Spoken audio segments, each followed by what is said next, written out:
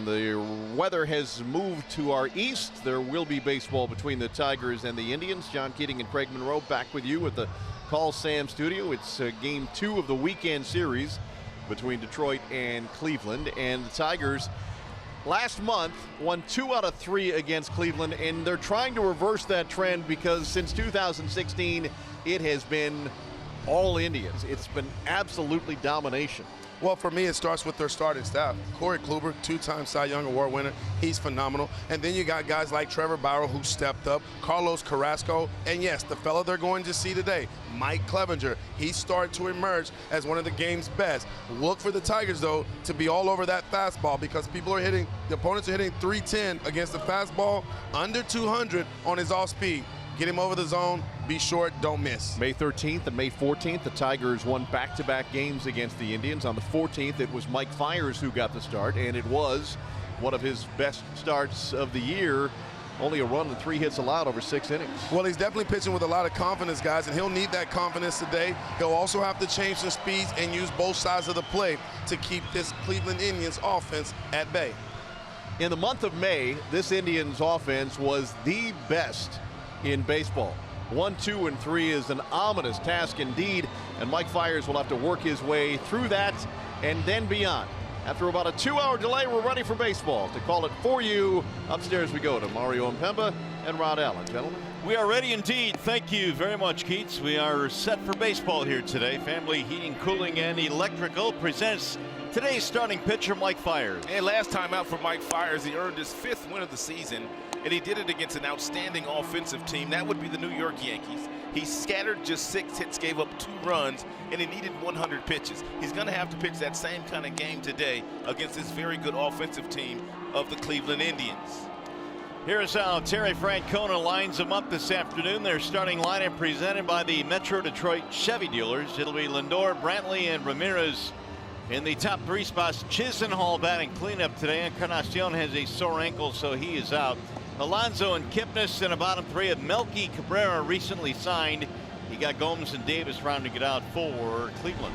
Oakland University brings you the Tigers starting defense. Jacoby Jones back out there after a night off yesterday. A Martin in center. Nicholas Castellanos, well, he's the everyday right fielder. A third to first reads Candelario, Iglesias, Machado, and the big fella Miguel Cabrera. And it's James McCann back behind the dish today for the 2nd consecutive evening. And we are ready for baseball here this, well, I guess it's evening now, and it was supposed to be afternoon, but a 2-hour rain delay or in that area. And the Tigers and Indians are ready for game 2. They slowed down Lindor yesterday. He was 0 for 4 in the contest. Lindor comes in batting .291. First one home is a strike called on Lindor. And with that 0 for 4 last night, now 0 for his last 15. So uncharacteristically, he has struggled with the bat. The 0-1 pitch curls in for a strike, 0-2. Lindor has knocked in 35 this year. Now Fiers ready with the 0-2 pitch. Lifted foul, back out of play. Really, when you look at what the Tigers and more specifically Michael Fulmer did last night, he limited the top 3 spots in the Cleveland lineup to a 1 for 11. And Michael Fulmer was simply dominant in the contest yesterday. His fastball was averaging 97, 98 miles an hour. Lindor looks at a ball that just missed up top. Now there's Michael. Had to be pleased with his outing last night. 7 strikeouts, no walks for Fulmer last evening. Bender missing outside, run the count even now, 2 balls and 2 strikes. Unfortunately for Michael Fulmer, he was matched up against Trevor Bauer, who punched out 12 and walked 1 and gave up only 1 run, and he stayed in there long enough to get the win. He's beaten the Tigers 3 times already this year. Again, back out of play down the left field line. Fiers is one of those guys, even when he gets ahead of you, you'll see him get ahead of guys today 0-2, 1-2. And the count usually ends up 2-2, sometimes 3-2.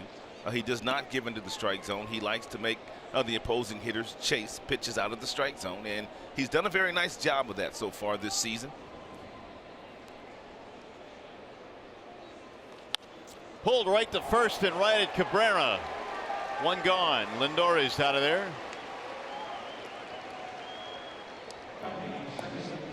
Now, you never know if the first base umpire is going to give you that call down at first base, so you simply finish the play as Miguel Cabrera did before getting the out call by Brian Gorman. Was that the rally goose that flew in the shot there right at the end? Some kind of goose flew in the shot. Made an appearance early in this ball game tonight. Here is Michael Brantley now. Brantley, the DH in the game today, and he looks at a ball outside. Terry Francona utilizing Melky Cabrera here this evening and giving Brantley somewhat of a night off with the DH duties. Of all the left-handed swingers in the game of baseball, Michael Brantley has one of the smoothest swings in all of baseball. And he's got himself a base hit to right field. He's so quiet in the batter's box. He takes just a very small step. The hands don't move very much, and his bat-to-ball skills are extraordinary. Very short, very quiet, very quick bat, real nice hand-eye coordination. He's a superior hitter. It'll bring up Jose Ramirez. He was held to an 0 for 3, did have a walk in the game though late, and that turned out to be a big one. Jason Kipnis, a 3-run homer in the 9th inning for the game winner. You want to stay at the bottom of the strike zone against Ramirez, especially from the left side. His numbers aren't good across the board, and whether you're going down and in or down and away, he does do a whole lot better when you get balls up in the strike zone.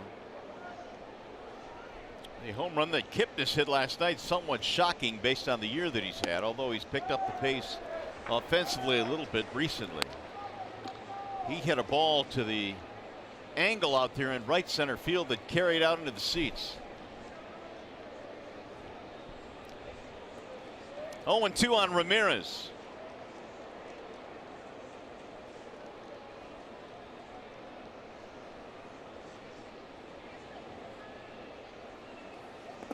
Bouncing in, 1-2 the count.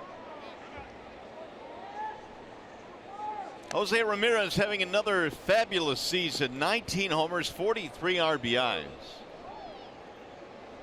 When we saw Ramirez in the month of April, he was really scuffling, as were most of the Indians' offensive players. But in the month of May, he turned it up a notch at 336.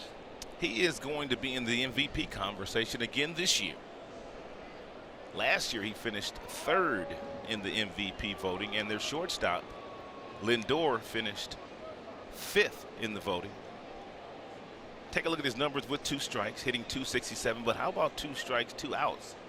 He does a very nice work. He's a clutch batter.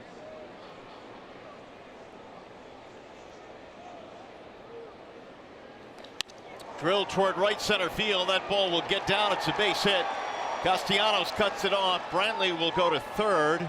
And the Indians have something brewing here in the 1st inning.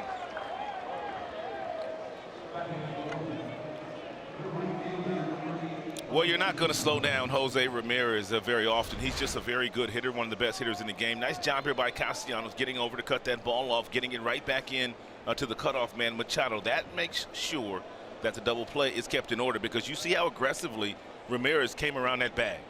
He was thinking 2. So here is Lonnie Chisenhall. He is in the cleanup slot today. Edwin Encarnacion, battling a sore ankle, is not playing today. Chisenhall recently activated off the DL. Swing and a miss, 0-1. 1 out of 4 in the ball game last night for Cleveland.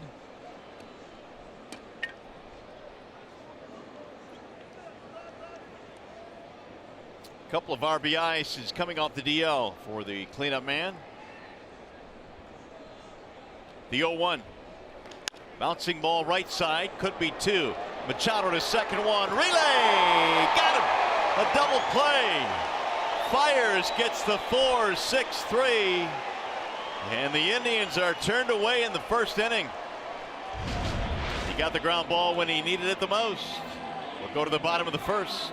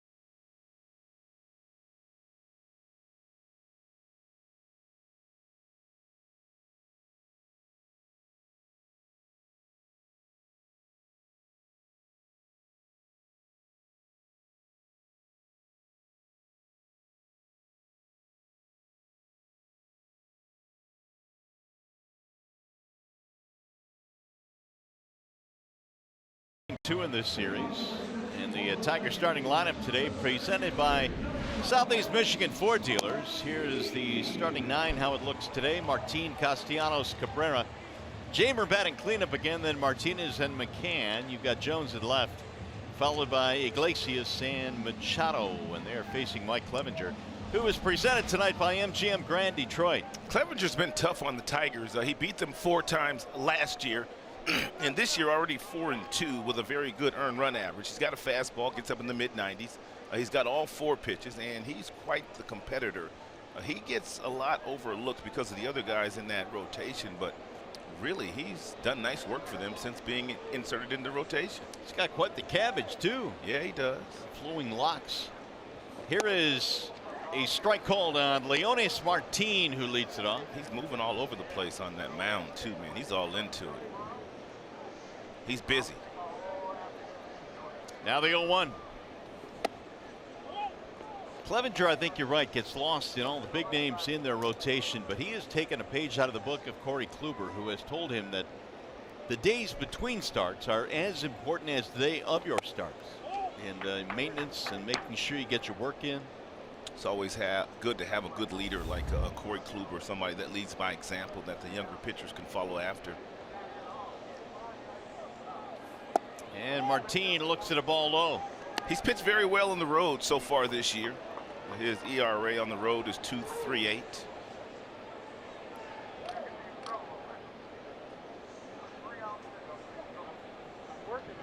Here's the 3-1 pitch. Martin had a double in the ball game last night in the first inning, had a single and a steal later in the game, finishing up 2 out of 4.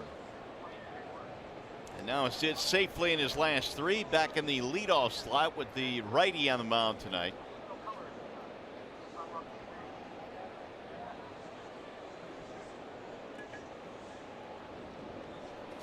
And he walked in ball 4, the leadoff man on for the Tigers. And while we have a moment, let's set the Cleveland Indians defensive alignment. Melky Cabrera in the outfield, good defender. He's got a really good arm. Signed late with the Cleveland Indians. Rajay Davis, former Tiger. He's over in center field. Chisenhall is in right. On the infield, they've got a couple of all-stars and a couple of guys that might be in the MVP conversation. That would be Jose Ramirez and also Francisco Lindor, excuse me. And Yan Gomes is the catcher tonight. Nicholas Castellanos will step in now with the leadoff man on. Martin stole his 3rd base of the season last night. We'll see if he's in a running mood today.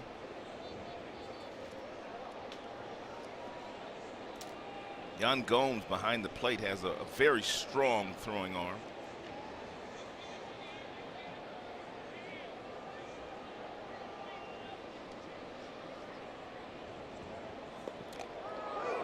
Close play at first base. He got back in there. Martin has stolen as many as 36 in a year. Twice he's been over 30. And the Indians may want to see if he was indeed back or if he was out. And every time there's a throw over to first base, man, they pick up the phone, man.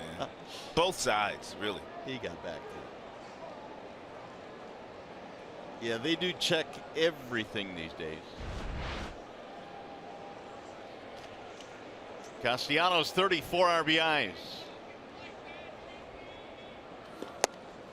It'll slide in for a strike. And one of the things that we have talked about regarding Nicholas Castellanos the last couple of months, he's an outstanding breaking ball hitter. Here are his numbers overall this year. The OPS is nearly 900, but he clobbers off speed pitches, whether it be the curveball or the slider. Runner goes, swing and a miss. A two-hopper down to second, not in time. Gomes had little time to get rid of that ball, and then he threw a worm burner down there. It'll be a stolen base. And Martin had a great jump. I mean, a great jump. He had 5, 6, 7 steps under his belt before that ball even got in Yan Gomes' glove. It almost hit Clevenger, really.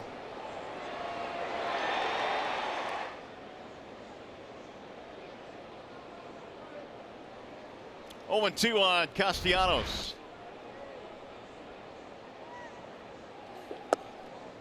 Bender missing away, and the count goes 1-2. Tigers got a run in the very first inning last night. Doubles by Martin and Nick, and that really was it the rest of the night. Trevor Bauer ended up striking out Nick 3 times in that game last evening.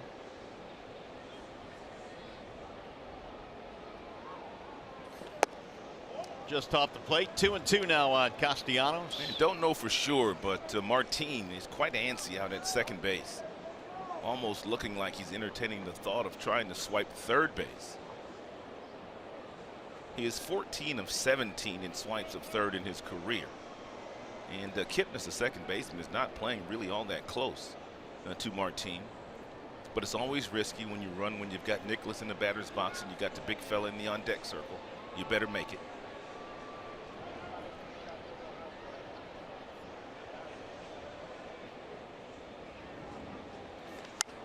Popped him up. First base side, Alonso. Runner will tag but hold, and Martin forcing him to make a throw. 1 gone.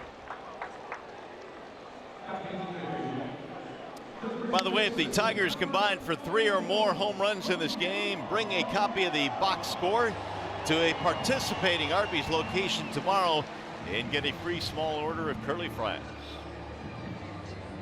1 away now for Miguel Cabrera.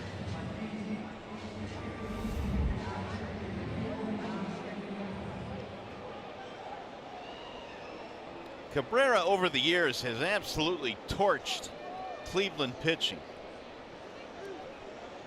He's got a chance to drive in a run here.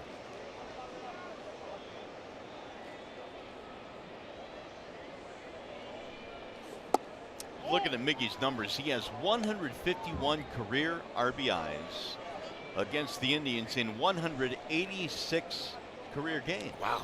I mean, that is some huge production. Contact to damage ratio simply off the chain for Miggy against the Tribe in his career.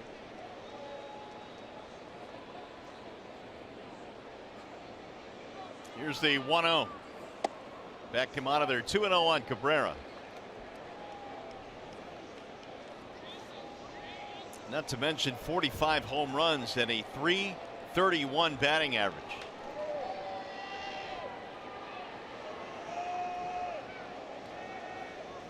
Two out of 4 last night for Cabrera. 3-0. Clevenger being cautious here. You've got Candelario on deck and then Victor Martinez. Miggy probably has the green light. And there are times when he will swing, but more often than not, Miggy's taking 3-0. But we'll see. Runner goes to third, and it's a strike called. No throw, another steal for Martin. I was watching Martin the entire time that he was out at second base, and he was quite antsy. And we also brought up the fact that Jason Kipnis gave him way too much room. That's his second stolen base of the night, 5th on the season, and his 15th career steal of third base. Nice walking lead there. And there's ball 4, so it'll be a walk to Cabrera. First and third now for the Tigers. Second walk in the inning for Clevenger. We'll bring up Candelario.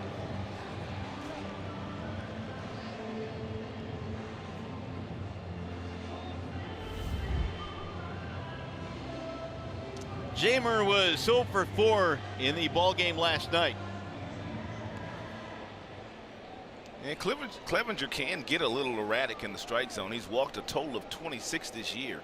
Well, actually 28 this year, with the 2 in the first inning here today in just 77 innings pitched.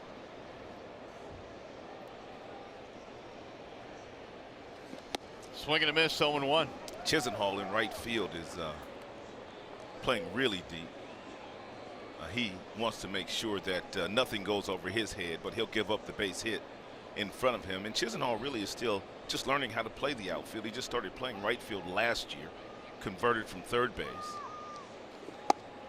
That is in there, strike now. Candy down to the count, 0-2. This is big, Mario, for the Tigers to try to push a run across the board here in the first inning against Clevenger, because this guy has simply dominated them in his last 4 starts against them. 4-0 with a outstanding earned run average. Swing and a miss. He got him up top. Strikeout for Clevenger is his first. There are 2 gone now. Today, American military personnel serving overseas are watching this game on AFN, the American Forces Network. Welcome to those in countries around the world, aboard naval ships at sea, and thank you as always for your service. 2 away now. It's going to take a base hit here from Victor Martinez. Tigers, by the way, with that steal of third base by Martin, are 4 for 4 this year as a club in stealing third. Now Victor with a 2-out chance, and he looks at a strike, 0-1. Different shift that we're watching here with Victor Martinez. You have Lindor here. He's in the outfield. He's the shortstop. Kipnis, the second baseman, he's in the outfield as well. So they're trying to cut off all the angles here should Victor hit something on the ground with the athleticism of Lindor up the middle. Toward left field, but foul. Well, Vimard right now is 1 for his last 15, but he can deliver a big hit here with 2 outs in the first. Alan Trammell down at first base again in the coaching box. Ramon Santiago still away from the ball club.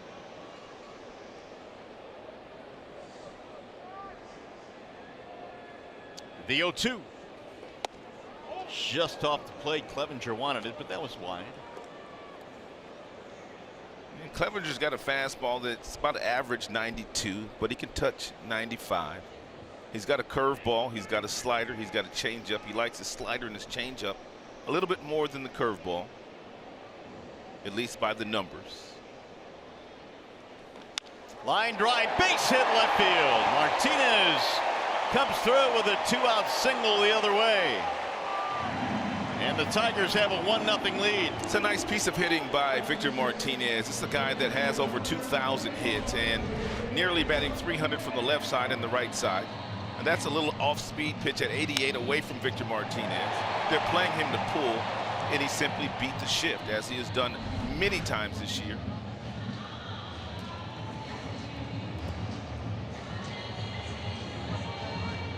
It'll bring up James McCann. RBI 24 for Martinez.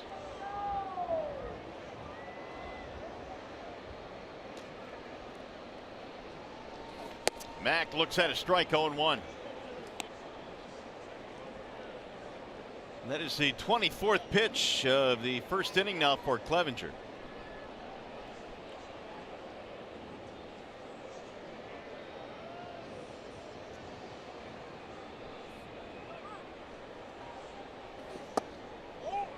Clevenger, like last night's starter Bauer, is used to going deep in games in terms of the pitch count. And here's his ratio.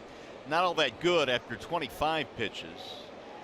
But Clevenger now has gone 7 consecutive starts with at least 100 pitches.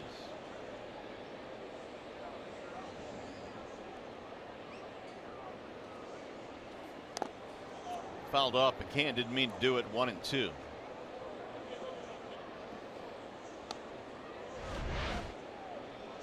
And Clevenger is making his 13th start of the 2018 season, and he's only given up 4 first-inning runs, so he usually gets off to pretty good starts. Tigers able to do something against Clevenger that a lot of teams have not been able to do.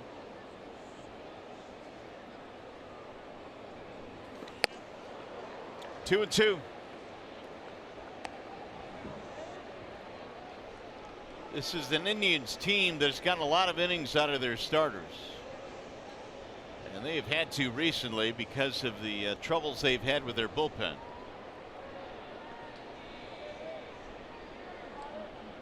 Only the Astros have more innings out of their rotation than Cleveland. Fouled away. By the way, stay tuned to Tigers Live. Following the game, we'll select the Fox Sports Detroit Tigers player of the game, presented by McDonald's.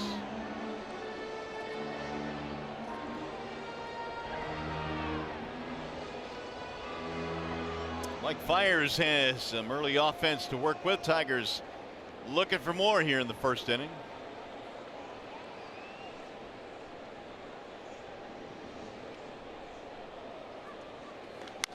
Popped him up third base side, but it's heading back out of play right above the dugout, back into the seats. So a lengthy first inning for Clevenger, whose next pitch will be his 30th.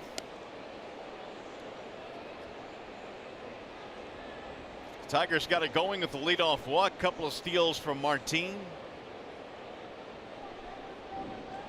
Yeah, defensively, the Cleveland Indians are playing James McCann straight up at every position.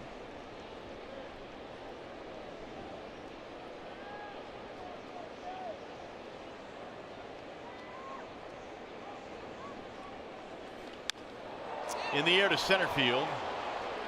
Rajay Davis under it, and that'll end the inning. Tigers get an early run, though. They take the lead. Victor goes the other way. 2-out RBI single, 1-0 Tigers.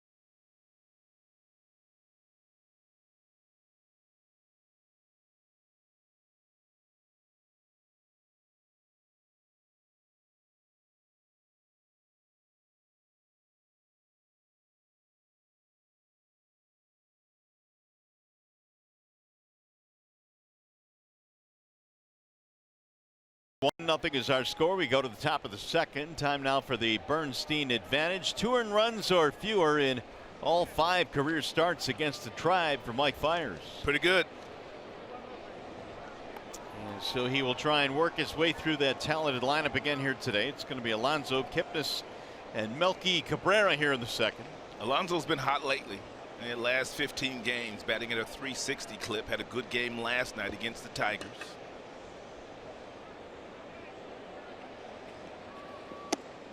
Ball one high to Alonso. And in those 15 games, a couple of home runs, some doubles, and he's driven in plenty of runs. Indians signed him in the month of December to a 2-year contract. Indians had a chance in the first inning with runners at first and third and 1 out, but the Tigers turned their 67th double play, which leads the American League.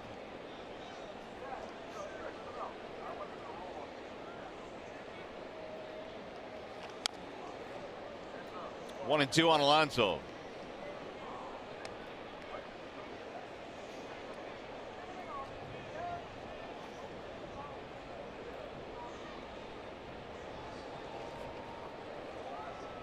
Tigers still trying to buy some time for their injured rotation. Jordan Zimmerman getting ready to make another rehab start. Still waiting on Liriano. That's fouled back out of play. Yeah, we saw Liriano throw a bullpen yesterday. So he's getting closer.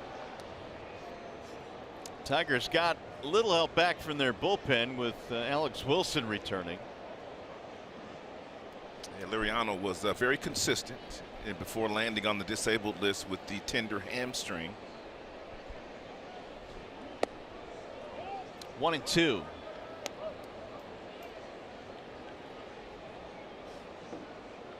Fires has a curveball range that'll go from 64 miles an hour to 75 miles an hour.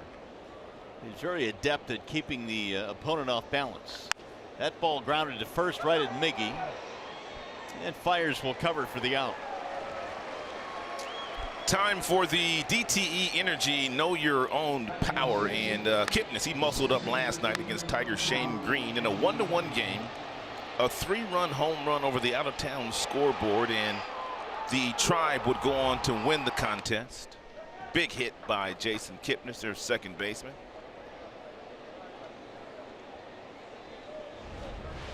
And with that win, Cleveland picked up a game on the Tigers. They lead the Tigers by 5 now in the Central.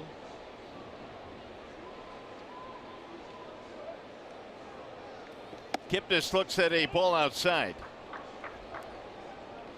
Kipnis this year has actually been better against left-handed pitching than righties. He's batting only 187 against righties. Wasn't very long ago that he was batting 300 in the 2015 campaign, hit over 300. Making all-star teams. And he's made a couple of them in his career. 3-0.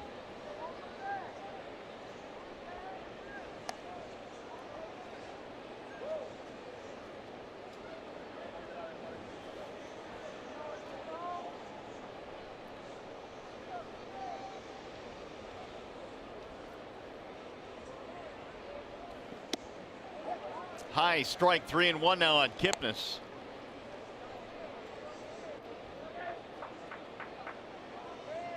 .25 down for Fires. Popped him up. Here comes Cabrera. Here comes Fires, and Miggy will make the catch. 2 outs.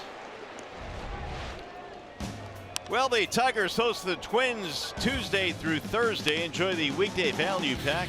Features 4 tickets, 4 hot dogs, 4 bags of chips, 4 drinks for just $20 per person. If you'd like tickets, go to tigers.com/value.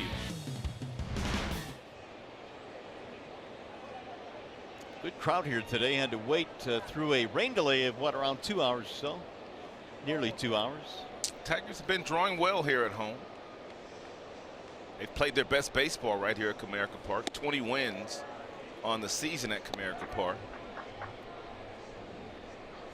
The rain delay was officially 1 hour 51 minutes.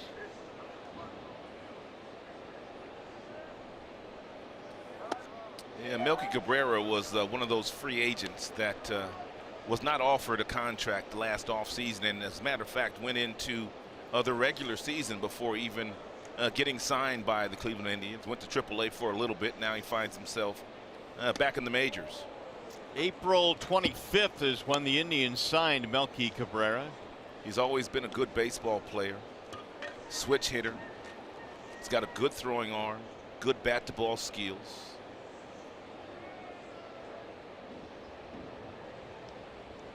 Fires now with the 1-2. Bouncer up the middle, and there is the second baseman Machado to his right. That'll be a 1-2-3 inning for Mike Fiers. Nothing doing for the Tribe.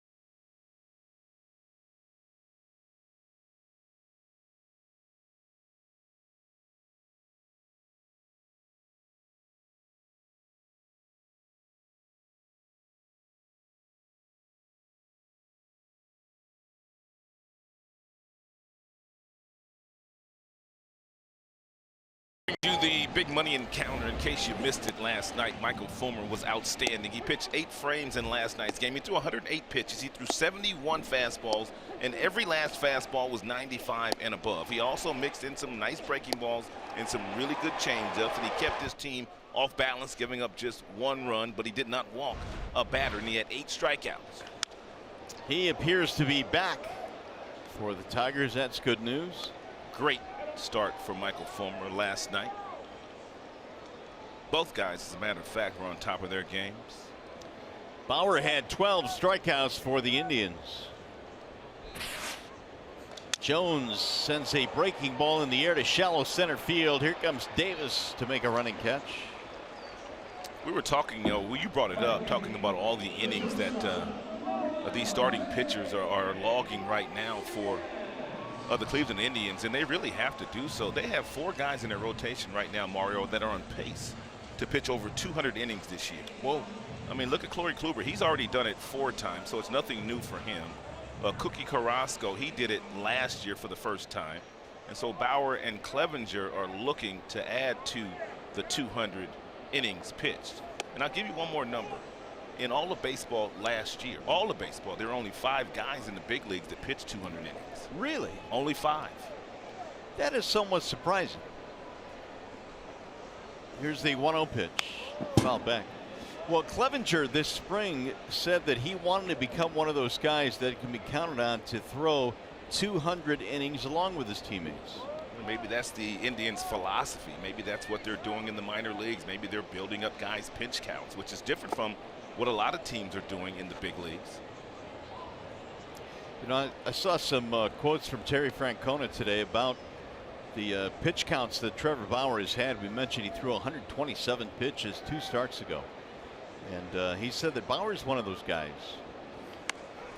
Bouncer foul that is so well conditioned and takes so good care of himself between starts that he's not concerned with Bauer going as deeply into games as he is. So he's the throwback kind of cat. Exactly. Well, in some ways. In other ways, he's kind of new age. Bouncer to first, and Alonso will race to the bag for the out. 2 away. Well, if you can't catch the games on TV, you can stream them live on your mobile device with Fox Sports Go. Download the app, take Fox Sports Detroit and Tigers baseball with you wherever you go. Brought to you by Miller Lite.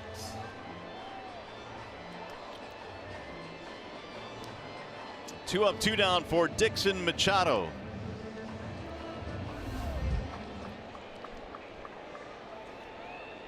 Today is the Negro League's tribute game. That's why the Tigers are wearing the uniforms of the old Detroit Stars, which is always a cool look every year. And that is a really cool cap right there.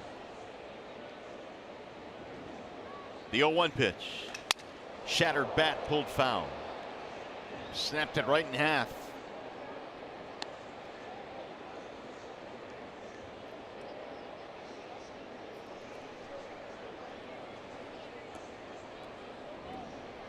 Oh, and 2 on Dixon. Machado was 0 for 2 with a walk in the ball game last night.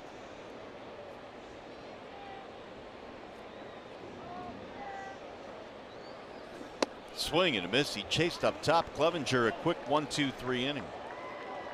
As we go to break, do we have an American Idol within our midst? Stick around. You'll find out.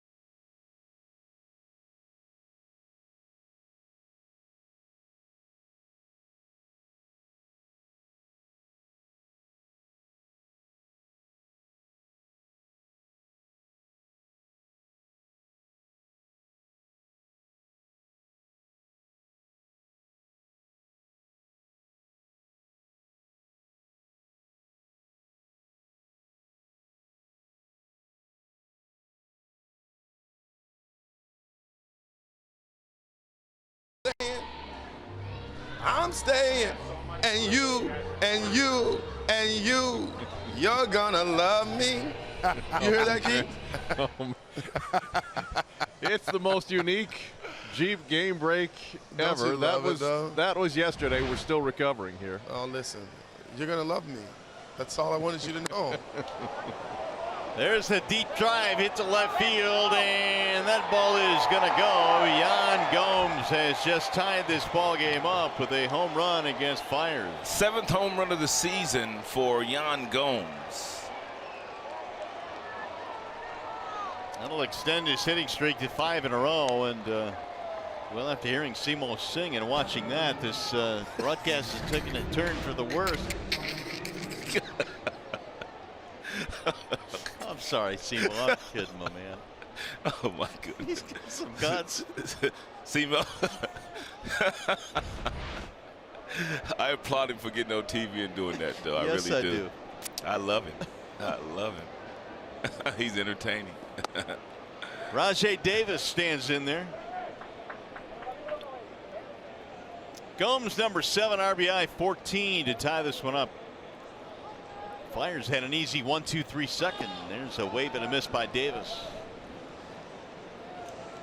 Simo, have you had any vocal training? That was pretty impressive. Oh, no vocal training at all, guys. It's just YouTube video to learn how to play the guitar, and I'm going to get some singing lessons because I was just really trying to serenade Keating and let Papa Bear know that much I love him. Nice. And that I didn't want to live without him. That's all. Yeah. That's all we were doing. We're just having a little fun down here. You know, last year, I believe it was when the Los Angeles Dodgers were in town, I tried to emulate Yasiel Puig and the affection that he has for his hitting coach. He always gives him a kiss when he does something special. And we were talking about that. I reached over and I tried to give John a kiss, and he almost fell out of his chair. Well, maybe someday you'll be at the Opera House there, Simo. That would be nice. That's just a dream. 3-2. You can rap a little bit, though. You can. Did y'all hear me yesterday, Ventura? You can freestyle a little bit, though. Did y'all hear Ventura during the break? I heard you. I think I like your freestyle a little better. I had a little flow there, didn't I? You did. You okay. did. It's my Kendrick Lamar. That's my inner Kendrick Lamar right there. That's for Mario. That's his guy. Next stop for you might be American Idol, see? No, sir. I watch a lot of American Idol and love The Voice. I really do, guys. I love the fact that people get a chance to live out their dream, their childhood dream, because I got to, you know? Davis strikes out. Yeah, look at Keith. Look, watch Keith, guys. He is not having any parts of this. That's how he did me when I tried to give him a kiss. Oh. Well, now, do you blame him? Come on now. He leaned it out of there. You see the faces? That's when I love them, when they get into it and they start making those ugly faces. It's like, I'm not making really enough money. I am not making enough money to do this and that too. Hey, if Keating had good hips, he'd have been out of there quickly. We don't move as quickly as we used to. Here's Lindor. He lined out to first base his first time up. Tribe has tied it up with a home run by Combs. 1 ball, 1 strike on Lindor. That has probably been the only blemish on Fiers' year so far, is the fact that he's now given up 13 homers, which leads the squad. Now the 1-1 pitch into shallow center field, and Martin runs in to make the play. 2 gone. Seymour Clevenger was a whole lot better in the second inning than he was in the first, though. He seems to be one of those guys where you got to get him early because you don't want him settling in. Well, you definitely don't want him to settle in, and you definitely don't want to fall behind the count to him because he has great secondary pitches. Opponents are hitting like under 200 off his breaking ball and his changeup. But here's the crazy thing, Mario. They're hitting 310 off his fastball, so you have to hunt fastball, and when you get it, you have to be short and you can't miss. Little chopper hit to the right side. It's going to be Machado, and that'll take care of Brantley. It's also going to take care of the Indians. They tie it up on the Gomes home run.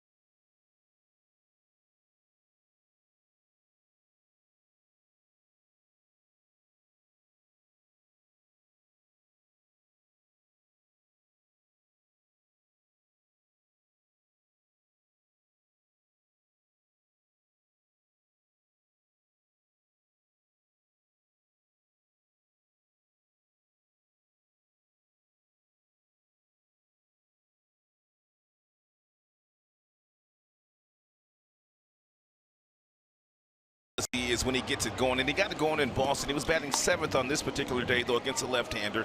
He homered, and he also tripled in his first couple of plate appearances. And then in last night's game, hits one right down the right field line, steals a bag as well. Another base hit in that contest, scoring the first run of the game, and the only run the Tigers have scored. He also scored here in the first inning today. So a nice job so far in the last 3 contests for Leonis Martin. He'll drive the first one in the air to center field, right at Rajay Davis. A little change up there, had him out in front. One gone here in the 3rd. The Tigers coming into the series had 29% of their runs via the homer, only 29%, which is the lowest total in the major leagues. So that just goes to show they have done other things to manufacture runs this year. As they did in the first, they had a walk, couple of steals from Martin, and a 2-out single to scoring. Castellanos popped up in the first inning. He's 0 for 1. The Tigers have only hit 4 home runs in their last 367 plate appearances coming into play today. Whoa. In their last 367 plate appearances, and Encarnacion, the designated hitter on most nights for the Cleveland Indians, has 4 homers by himself in his last 33 plate appearances. So the home run ball definitely not something the Tigers use to their advantage to help them win games, at least not yet.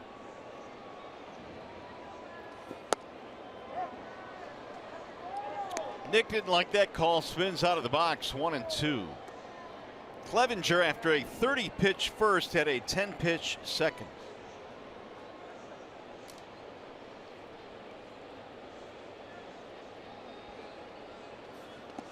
Well, the Tigers may not hit many home runs, but they lead the American League in doubles and triples. They don't strike out that much either. I mean, they put the ball in play for the most part. I know they had 12 last night, but and generally speaking, they put the ball in play. Off the end of the bat, gonna roll foul.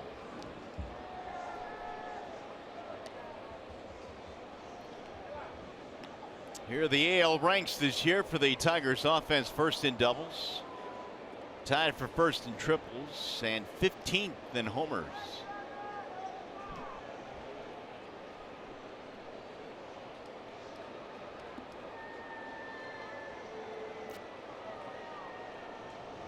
Five in a row set down by Clevenger, and now 6 in a row as he strikes out Nicholas Castellanos.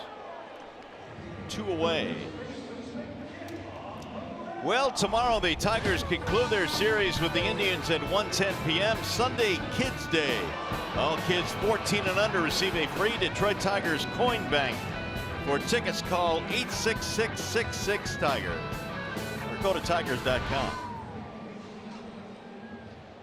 Cloudy, rainy day today here at the ballpark. Hour 51-minute rain delay.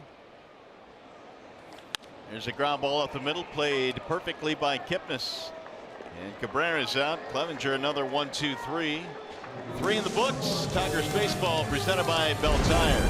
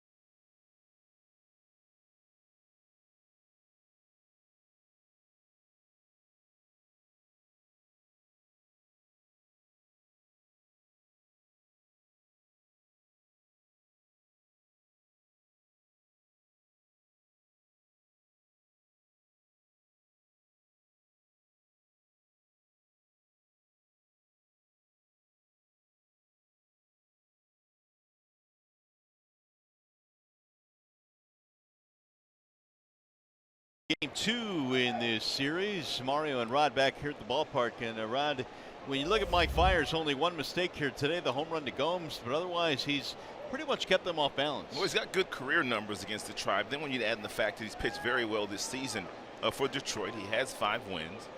Mike is one of those guys that will change speeds like right there. Real good breaking ball to start off a dangerous hitter like Ramirez.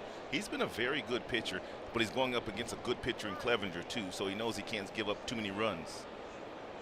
Well, Clevenger in the first inning walked 2. The Tigers stole 2 bases against him, and then really settled into this game. Tigers haven't done a whole lot since. A couple of really slow breaking balls to get ahead of Ramirez. 0-2. Got him, strike 3 in the outside corner, his second strikeout. So Ramirez is out of there, 1 gone in the 4th. You really can't spot a fastball any better than he spots this fastball on his arm side. The velocity just 87, but it's right at the knees and it's right at the glove of James McCann. McCann may have picked it up ever so slightly, but not a whole lot. Lonnie Chisenhall now with 1 out. 2 strikeouts today for Mike Fiers, both of those looking called strikes.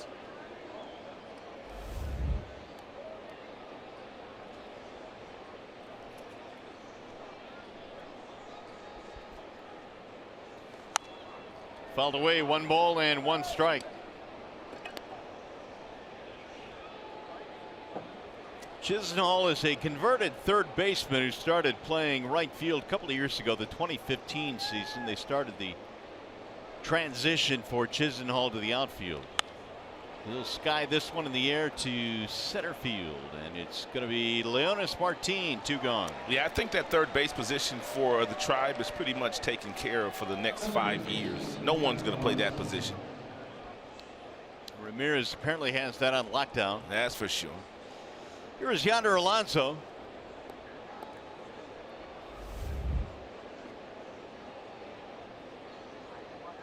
Grounding out in the 2nd inning. 3 hits in the ball game last night, including a double. Yeah, he did most of the damage from an offensive standpoint until the big home run by Jason Kipnis in the top half of the 9th frame of last night's game. They play him to pull, and most guys hit the ball on the ground that are left-handed, and when they go the other way, they hit the ball in the air.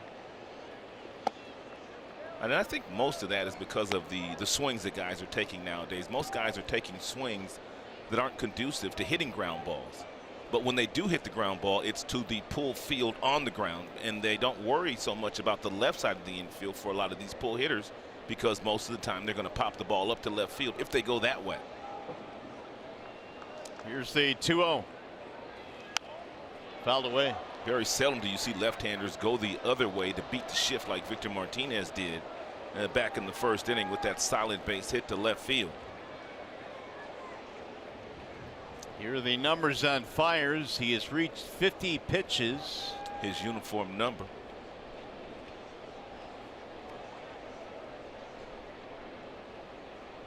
Here's the 2-1. Popped up. Foul ground. Will it stay in play? Will not. It's about 1 row back behind the dugout.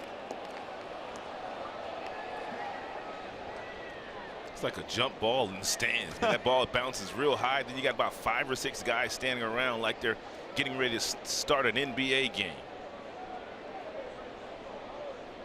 And it's not always the tallest one that wins. It's the one that can push some guys out of the way. It's the scrappiest. One of the most coveted objects at any ballpark, a foul ball.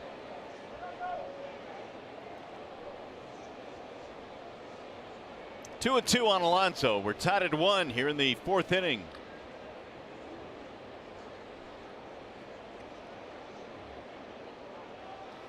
Swing and a miss. Alonso is out of there. 3rd strikeout of the game for Mike Fiers. We'll go to the bottom of the 4th.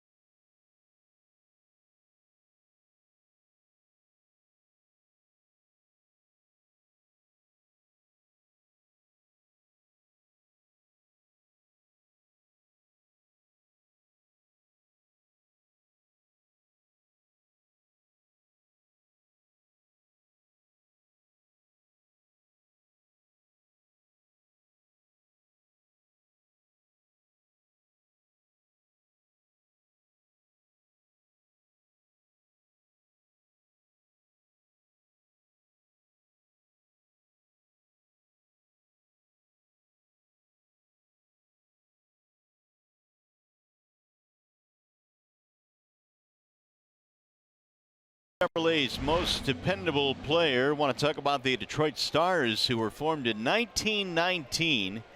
The Negro National League from 1920 to 31, then again in 33. They played at several ballparks in Detroit, Mack Park, Hamtramck Stadium, which, by the way, is still up in Hamtramck, and you can visit that ballpark. It's really, I don't know, Rod, if you've been there. I've been there a couple of times. It is a neat piece of history. No, I've never gone there. I might have to go check it out. You do have to check it out. Hamtramck Stadium.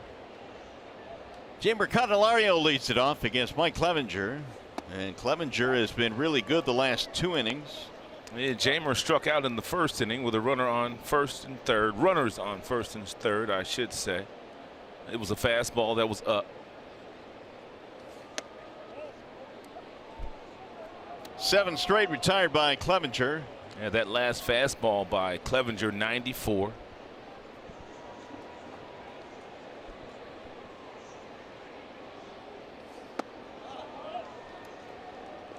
Three and one. And Jeimer should get a really good fastball to hit right here, and for the most part. And by the numbers, about 70% of the time in a 3-1 count, he throws a fastball. There it was.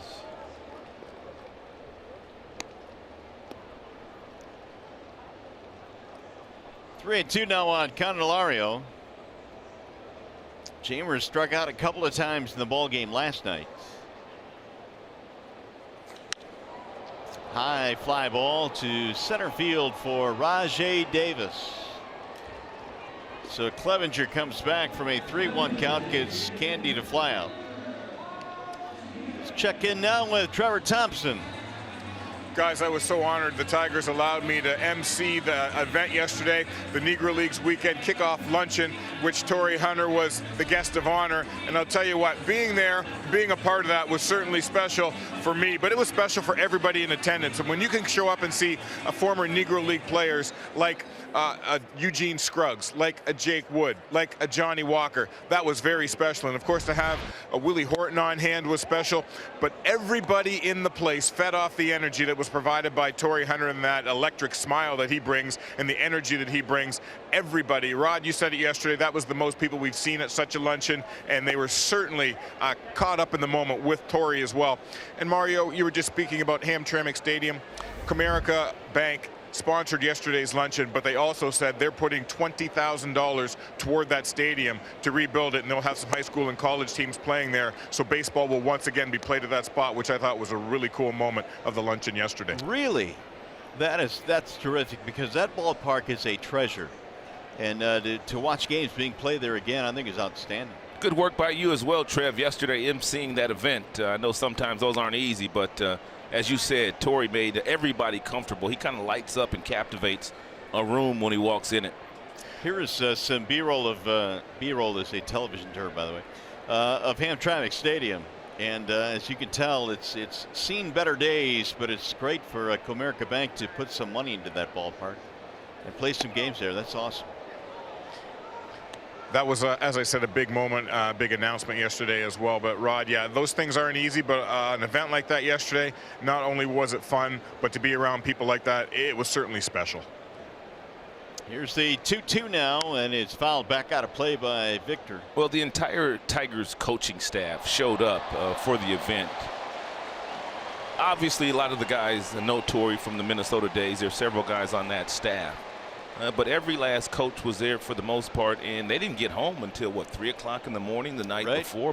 And it started at 11:30, but they were all there. High fly ball toward left field. Here comes Melky Cabrera under it. 2 gone now here in the Tigers' 4th. We were fortunate yesterday. Torrey came up here and gave us a few laughs for an inning last night. He'll be here honored on the field tomorrow with the Willie Horton Legacy Award. Torrey also taking part in a Q&A session too here at the ballpark. That ought to be entertaining for the fans. If you come to the ballpark, you don't want to miss that tomorrow. Here's McCann. Popped it up. Shallow left center field. Lindor going back, calling for it. He going 1, 2, 3 again. He sure is. That is 3 straight 1-2-3s For Clevenger, he's retired 10 straight Tigers.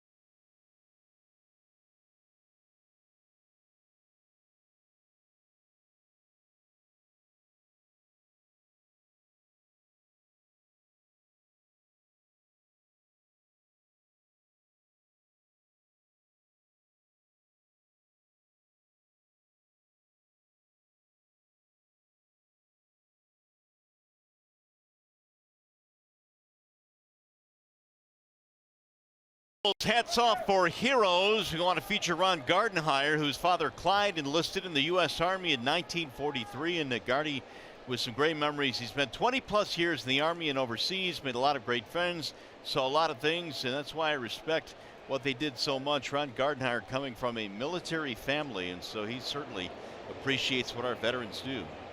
A close tie in his family. Well, it's a tight one here. There's a drive to center field by Kipnis. Martinez on the run, still going back, and he runs it down in center. What a running play by Leonis Martin. He ran a country mile to run that ball down at the base of the 420 sign in center field. Kipnis homered last night, so he obviously is feeling really good. But take a look at Martin in center field and how far he has to run for this ball. He took a great route to get there. Finally running it down. That's why a lot of center fielders just love playing here at spacious Comerica Park, because you've got so much room to roam in center field. Kipnis hit it to the wrong part of the ballpark. Yeah, home run in any other ballpark in America, just not here. Melky Cabrera will bat. Martin seemingly had that one all the way, just gliding back there to make the play. Fouled out of play, 1-1 on Cabrera. It'll be interesting to see what the Indians get out of Melky Cabrera. They mentioned he was signed in April after not being able to find a job in the offseason, but he's a guy that has been solid, not spectacular, but solid over the course of his career. And he's going to drop a base hit in the left. I think Melky probably still has some good baseball left in him. Probably still going through spring training in many ways right now, when you don't really have a spring training, you don't have a team. So he's just getting comfortable. I know he's happy just to be back in the big leagues. There's a lot of free agents last year that weren't getting jobs, and some guys are still at home. I know it. Brandon Phillips is still at home. Yeah. I mean, here we are in the month of June. You figured most of those guys would have jobs by now. Indians have their 4th hit of the game. Here's Yan Gomes, who homered in his last at bat.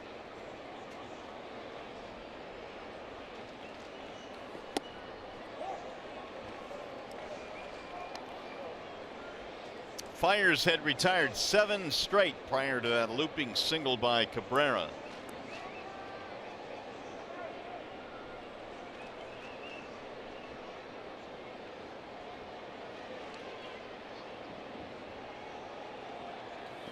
Swing and a miss, 0-2. You would think that Yan Gomes would be a pretty good double play candidate, but he's only grounded into one double play this year. Tigers, meanwhile, have turned the most double plays in the American League. Yeah, see if he can get Mr. Gomes to hit something on the ground.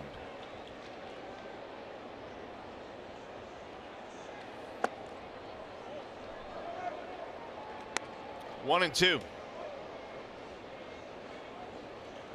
Cleveland now 19-8 against the Tigers since the start of last year, but their run differential is a plus 66 in that span. They were swept in Cleveland earlier this year. That'll head foul out of play. So the Indians have won 6 of the 8 meetings so far this year. Cleveland, of course, had that 22-game winning streak toward the end of last season, which really lengthened their lead in the Central, and they were a runaway winner. That's amazing in itself. A 22-game winning streak in the big leagues against the best players in the world. Well, you figure you'll have a bad night every now and then, but 22 in a row is unreal. It'll die blown away 2-2. Yeah, we saw some of those. I think we played a home and road series against the Tribe during that 22-game winning streak.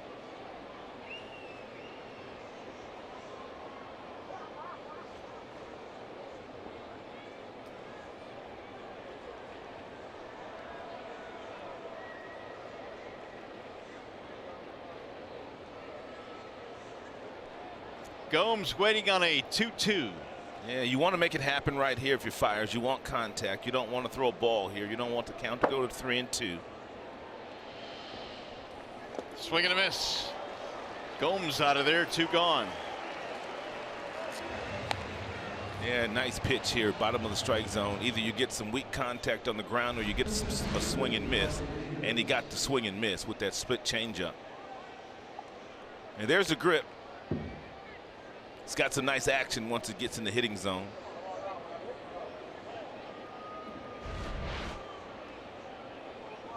Four strikeouts now for Fires. The Indians came in with the lowest swing and miss rate in the American League.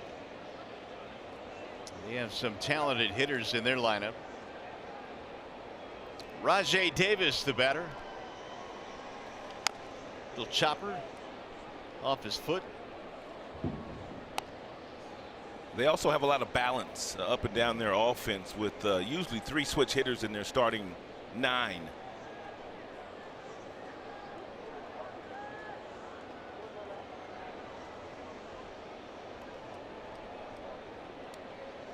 Indians still trying to put that one stretch together where they can take off in the Central. Tigers hanging around.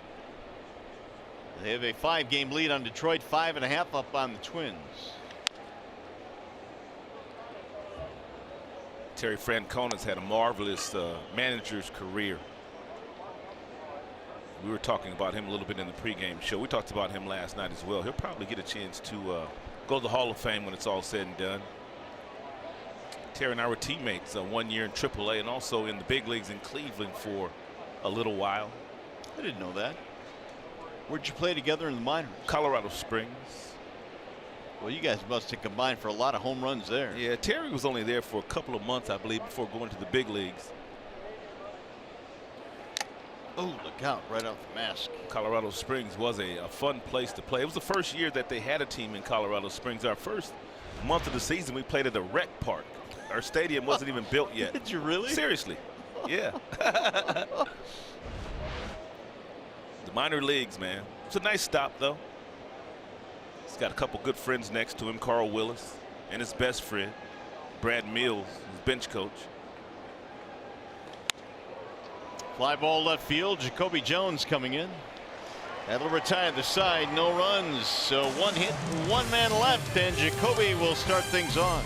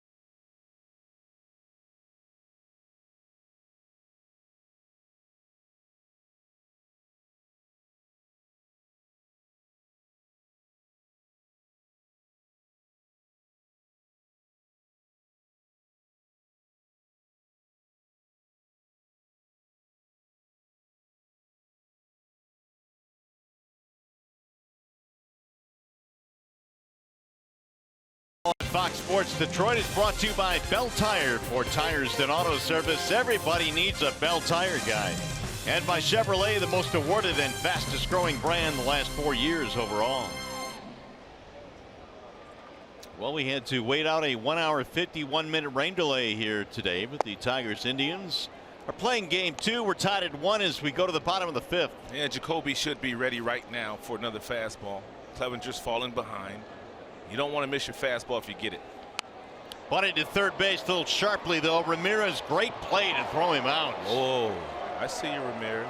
I don't usually give one of those I see you to the opposition, but he comes in. Maybe bunted a little bit too hard by Jacoby. I like the idea, though. I really do. But the ball just kind of stayed up for Ramirez. Watch when he grabs this ball. He grabs it, the ball comes up, and now he grabs it in the palm of the hand. Now go, and he flips it to the fingertips, and he flips it over accurately. It's a nice play by Ramirez. He got enough on that throw, too. Yeah, nice pick, too, by Alonso on the other side, who's a really good defender at first base. Doesn't like having a good first baseman that can pick everything in the dirt when your left side of your infielders happen to throw one in the dirt. It'll pop up. Could be trouble if it drops. Alonso goes back to snagging. That's the second nice play that Alonso has made in the game today. He caught a pop-up just like that from Nicholas Castellanos earlier in the game. And this is the toughest play for a first baseman. Look at you. You're running with your back to play, and you just run it down like you're a receiver. Clevenger is on a roll. He's retired 12 in a row. And after what? How many pitches he thrown in the first inning? Like 30 something? 30. And he's only needed like 30 to get through the next 4 innings. Ball 1 to Machado. 10 pitch second and 8 pitch third. Slice to right field, right at Chisenhall. Not many in the fourth either. Nope, a very quick 1, 2, 3, 5th. Mickey's got some company Triple Crown category. Little cutie.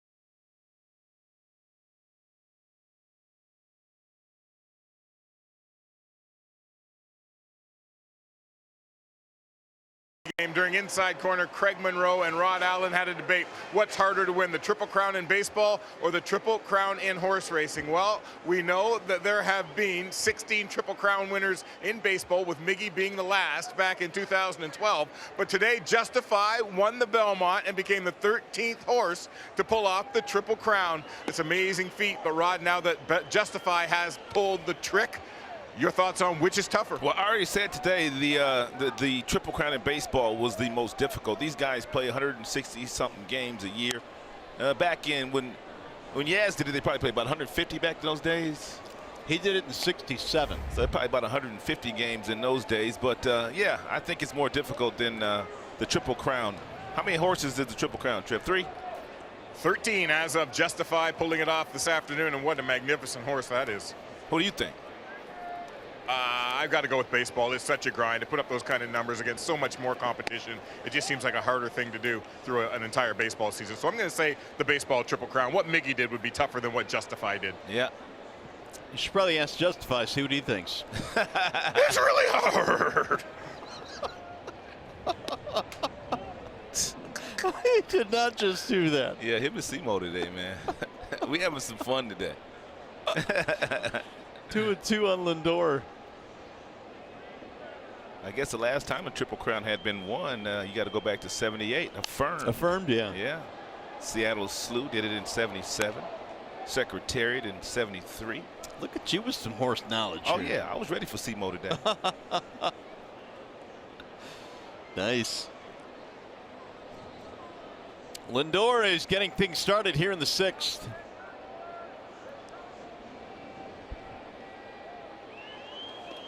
It'll ride inside 3-2 now on Francisco. American Pharoah also won a couple of years ago. So I think the trip. What do you think is more difficult? Triple Crown in baseball or the Triple Crown in horse racing? Yeah, baseball. Here's the 3-2. Ooh, he got him chased. Down he goes. It would have been ball 4. 5 strikeouts. Here is the 1-800-CALL-SAM call of the game. Well, Miguel Cabrera officially won the Triple Crown in Kansas City, and boy, the Royals fans really were great that night. Yeah, they took care of him. I think Jim Leland took care of him too when he took Miguel out of the game late in the game and allowed the Kansas City Royals fans to give Miggy that standing ovation. Very classy by the Kansas City Royals to put it up on their screen too. Remember the walk-up crowd they had that day?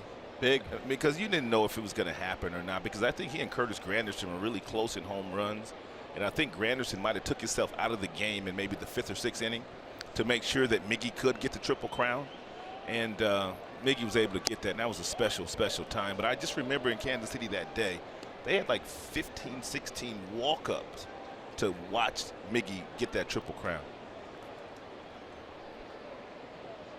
Just one of the superlatives in the career of Miguel Cabrera, winning that Triple Crown. He's won MVPs. Strike called on the outer edge to Brantley, 2-1. 4 batting titles, man. He's won 4 batting titles, and he stands 6'5", man, and he weighs about 240 pounds, give or take a pound or 2. And the dude has won 4 batting titles. Here's the 2-1. So what you're saying is not many infield hits? Not at all, man. His skill set with the bat is so special. So special. And we've been treated to it for a decade here in Detroit. Brantley shoots one in the air to center, but it's straight at Martin, and 2 gone. Here is our Xfinity high-speed pitch, and it's 91. That's pretty much the top fastball on most nights for Fiers. Low of 70. That could be that slow breaking ball that Mario was talking about, that he throws a bunch of different speeds. Lots of soft contact today off the bats of the Cleveland Indians. Mike Fiers through the first 5 frames doing exactly as he did to the Yankees in his last outing when he got his 5th win of the year. And that was a hot offense coming into Comerica Park. Fiers has now retired 11 of 12. You don't have to throw 95 miles an hour to be effective in the major leagues. You just have to locate and keep the hitters off balance. And he's been able to do that very effectively here today. Well, how many times have we talked to guys that have either played in the big leagues or do play in the big leagues who say they prefer the guy that can throw 95 miles an hour and has that good firm fastball? Yeah, that's right, because you know what you're going to get. Now the 1-1. Heading back toward the seats, long run. Candelario can't get there, almost did.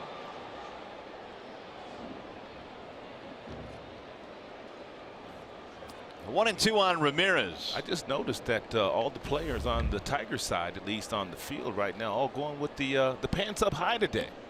That's like most Negro League players used to wear them. Every last player. Pretty cool look. I love those uniforms. Yeah. I used to like the old-fashioned stirrups too, though. Those were cool. Yeah, Lindor, he's one of the few guys in the big leagues that wears the old-fashioned stirrups. He went around. So says home plate umpire Brian Gorman. 6 strikeouts. Mike Fiers has retired 12 of the last 13 he has faced. And he gets Ramirez on a check swing strike. Still 1-1 as we go to the bottom of the 6th.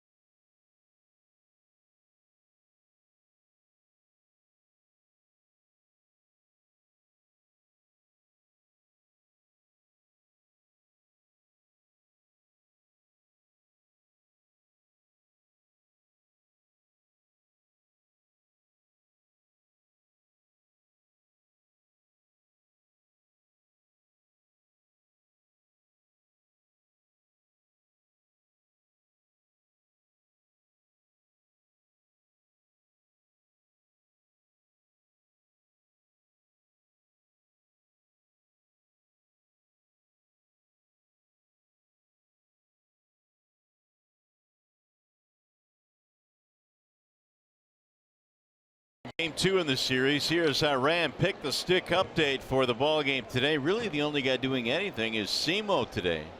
He's got Leonis Martin with a 4-pointer so far. Otherwise Mike Clevenger has held pretty much everybody down. And here is Martin.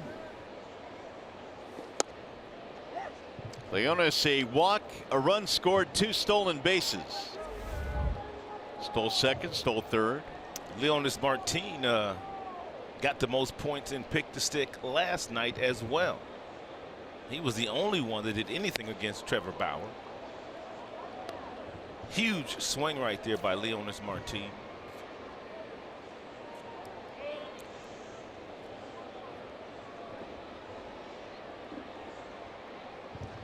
Now the 0-2 coming home. It'll get back out of play. We were talking about this earlier. Around 30 pitches in the first inning for Clevenger. Innings 2 through 5, 38. Strike rate went up 71% after 57% in that first frame. Clevenger has retired 13 consecutive Tigers. 1-2.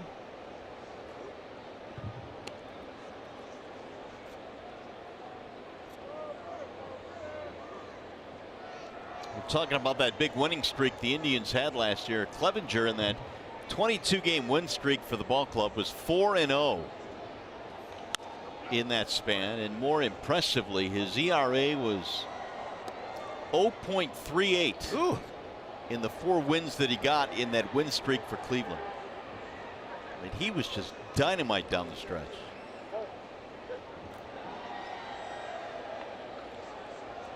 Tigers. Mama, there goes that man again. There's Corey Kluber. They'll get him tomorrow. He's no joke these days, man. His numbers that he's been putting up, man, in the last calendar year are unbelievable.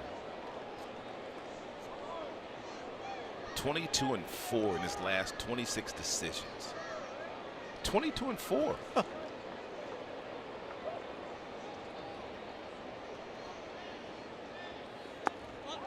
2-2. The thing about Kluber is that he never seems to break a sweat on the mound. And he never ever smiles either. No, stoic demeanor. He can pitch. He can really pitch. Got him, strike 3. Leone's caught looking.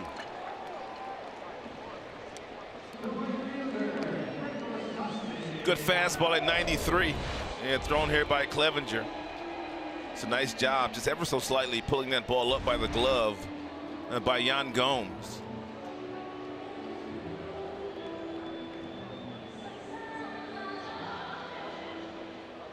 Castellanos is 0 for 2. He struck out in the 3rd. Nick lines one to the shortstop. Leaping play by Lindor. Lindor's a good athlete and took one stop and then elevated, able to take away that base hit from Nicholas, maybe even a double if that ball gets over the head of Lindor. He's always got that smile. He's always smiling.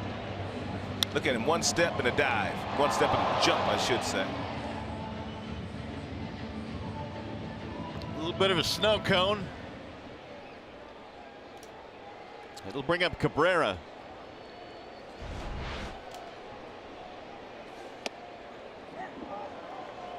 .95 from Clevenger, 0-1.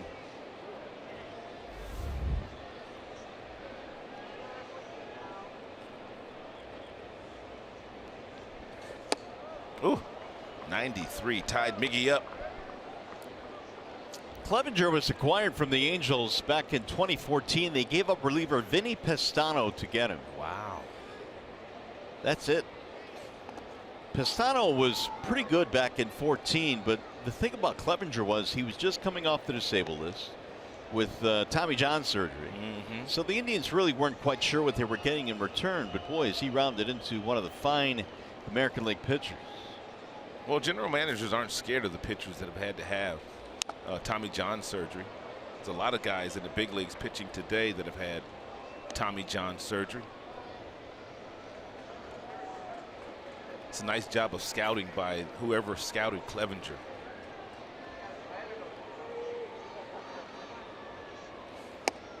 Little high, 2-2 on Cabrera.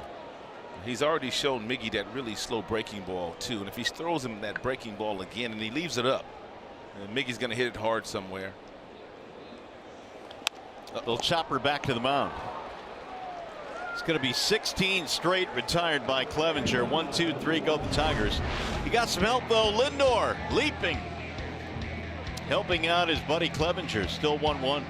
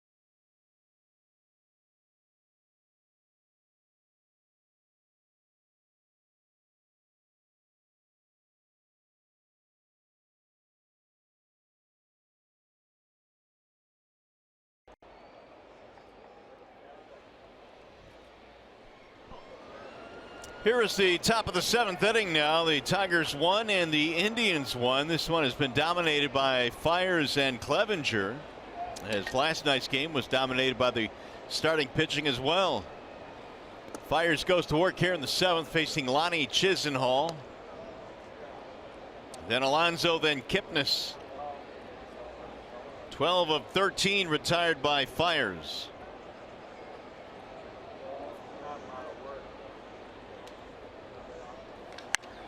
Belted in the air toward right center field, and that ball is going to go all the way to the wall. Extra bases. Chisenhall is on his way to second. It'll be a leadoff double.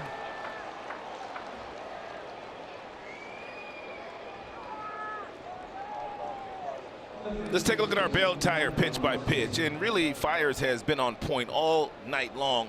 Really, he only gave up the one bad pitch here. That was a 88-mile-per-hour fastball that was hit by Yan Gomes. But look at all these other pitches right on the black or south of the knees. Everything at the bottom of the strike zone. He had been pitching very effectively before that double there by Lonnie Chisenhall. So outstanding outing so far by Mike Fires. And that ball was right over the heart of the plate. So he's really only left a couple of balls up, and give credit to the the Cleveland Indians. A home run, a double. Here is Yonder Alonso. Indians have 5 hits. Tigers have only 1 hit in this game. That was the Martinez single in the first to drive in a run. Looks like we might get some activity now in the Tigers bullpen. Yonder will be looking to hit something through the right side of the infield. Anything on the ground in that direction, that will get Chisenhall at least to third base.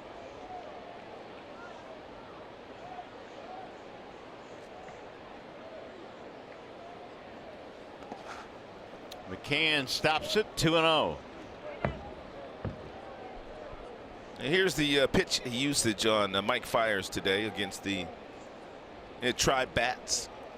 42% with the four-seam fastball. He's used his cutter quite a bit, about 63% with his fastball, whether it be the four-seamer or the cutter. 22% with that curveball, and the split change has been a big pitch as well today for Mike Fires. Pretty much the same pitches that he uses every single outing. Fastball, curve, split change. All right, so when you face a guy that has 5 pitches or some variations thereof of fastball, but still 5 different looks, how do you approach a guy like that? Well, against him, I mean, you can't try to be the aggressor. I mean, you really have to look either inside or outside and kind of decide where you want to be most of the day, because we know that Fires is not going to give you a whole lot to hit. I mean, the count right now is 3-0 to Alonso. He's one of those guys that will never give into the strike zone.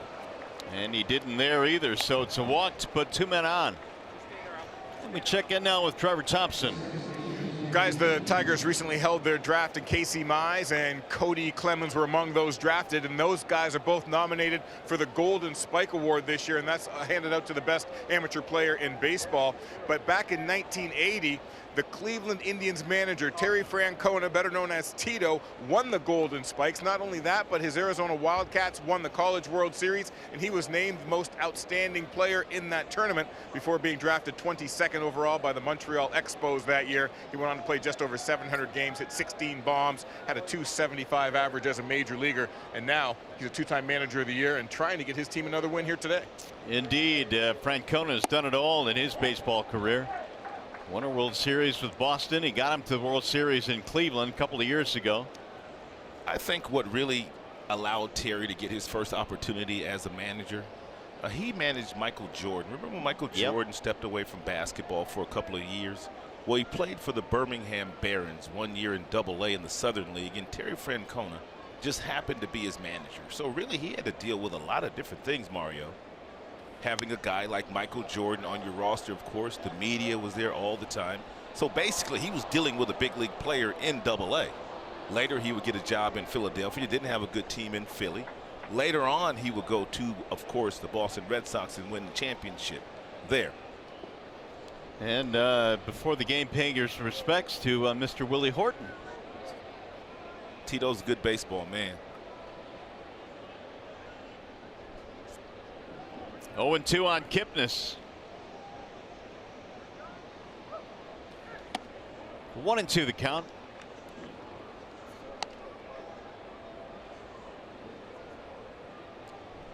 You mentioned Michael Jordan. I actually saw him play in the fall league when I was broadcasting in Arizona in the minor leagues, and you could just tell that Michael was a superior athlete, but you know, baseball is a different game. Yeah, I was coaching in the Arizona Fall League that year when Jordan was in the league. I was coaching the Chandler Diamondbacks. Derek Jeter was on my team. He's pretty good. Derek Jeter. Charles Johnson, catcher, long time, was on the Chandler Diamondbacks that year.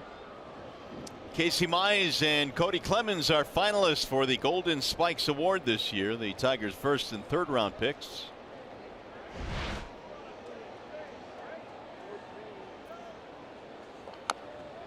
Chop foul. I'm hearing some great things about all three of the Tigers' first three picks.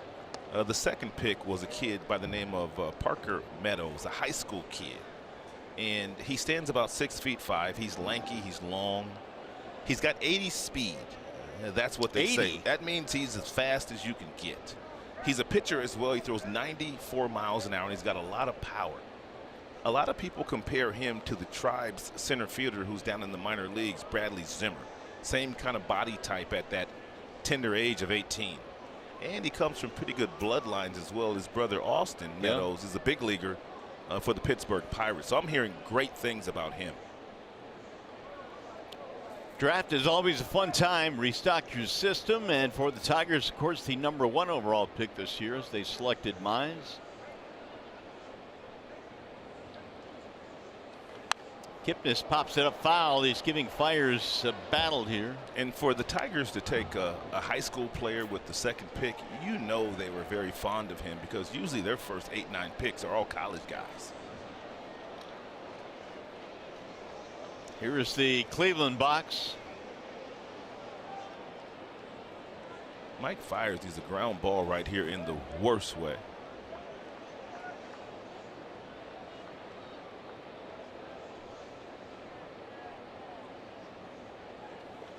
Swing and a miss. He got the strikeout instead. And down goes Kipnis. 7 strikeouts. Big out there. You may have heard Mr. Kipnis.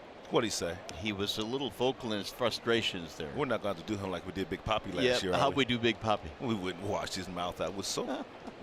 So we apologize for any language that our microphones right behind home plate might have picked up. We'll be right down there after the game to get you too, Mr. Kipnis. But you could do the honors. Good luck. Here is Melky Cabrera now. 2 on, 1 away. You ever get your mouth washed out with soap when you was a kid? No. I was admonished. What happened to you when you said a bad word, though? Go to your room. Time out. Time out. Then I just simply turn the TV on and sit in my room. I never used bad language when I was a kid. I believe you for some reason. 0-1 on Cabrera. I will say this much. There was no timeouts in my crib. No. Go get that belt, boy. Straight to the belt. Go get that belt. Go get that switch. You didn't really have to go cut off a switch, did you? Yeah, sometimes you had to go get one. I used to go get a big one, too, knowing, thinking they ain't going to use this. Go get the biggest one I could find. She's not going to hit me with this. Here's the 0-2 from Fires.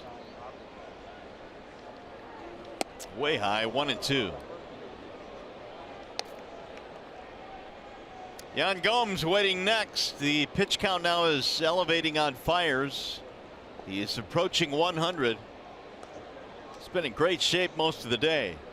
Well, he pitched 5 2/3 innings 5 days ago against the Yankees, and he threw 100 pitches. And we told you at the beginning of the game that Mike Fires is that guy that's usually going to be right around 100 pitches in the 6th inning, because he never really gives into the strike zone. Even when he falls behind, he's still going to get those hitters to chase his pitch.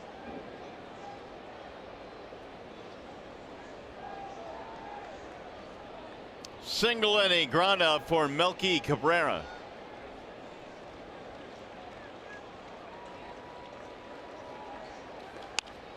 In the air to left field, right at Jacoby.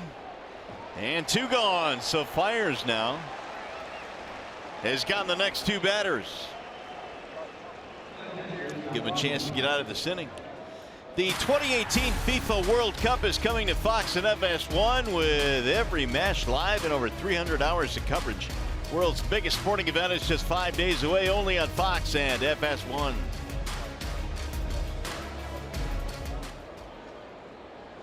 Here's Jan Gomes. There's a Rod Allen jersey in the crowd right there. Oh, how about that? You're going to have to go down there and sign. Yeah, representing. Appreciate that. Got good seats, too. Apparently you set him up with those. You weren't supposed to tell anybody that. Gomes looks at ball one.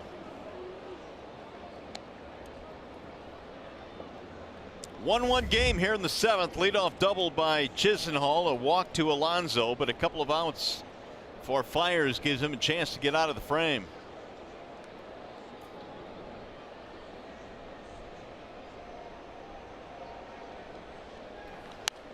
Fouled away, 1-1. Mike Fiers is looking to do something that he has not done since August of 2017, and that's pitch 7 innings in a game. He's 1 out away from that. 101 is his highest pitch count of the year as well. He had 2 100 pitch games.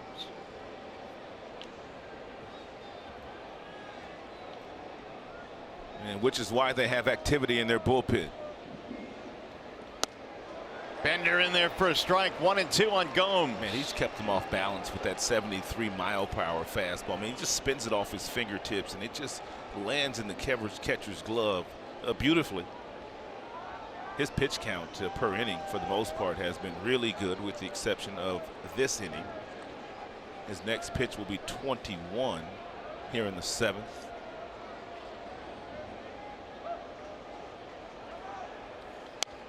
Fouled away. A lot of foul balls today off the bats of the Cleveland Indians.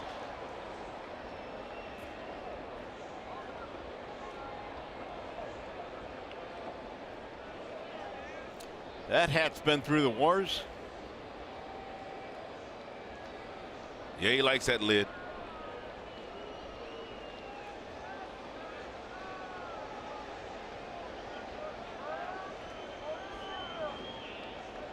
Now Fiers again with the 1-2.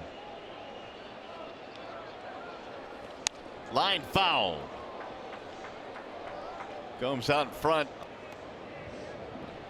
That is 24 foul balls off the bats of the Cleveland Indians in the 104 pitches thrown today by Mike Fiers. So they're making him work. That's a lot of foul balls. Well, Fiers in his final inning here, as he's at 104 right now. They've got the bullpen working to the Tigers. Mike trying to get that final out of the seventh.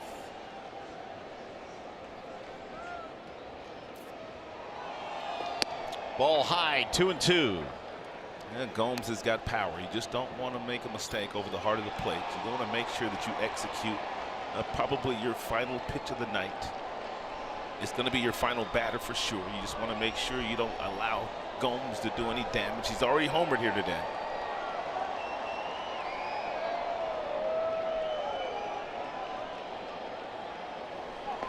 And now 3-2, which means the runners will be starting here with 2 outs.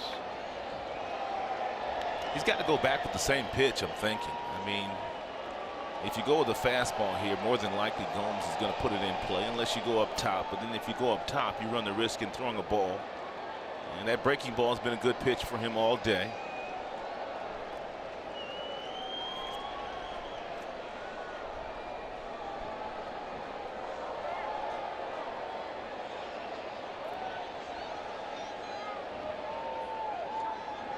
Fires a long look at McCann. Gomes waits on a 3-2. Runners will be on the move. Swing and a foul. He just got a piece of it. He did go with the breaking ball. It was 73 miles an hour. Now you can go either way you want. I mean, you can go back down with another breaking ball, or you can make sure you can throw a fastball, but you got to spot the fastball.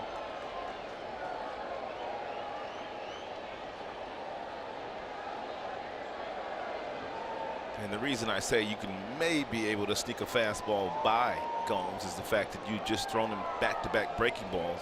he might be thinking about another one, and that's when you could sneak a fastball by a hitter that might be looking for something soft.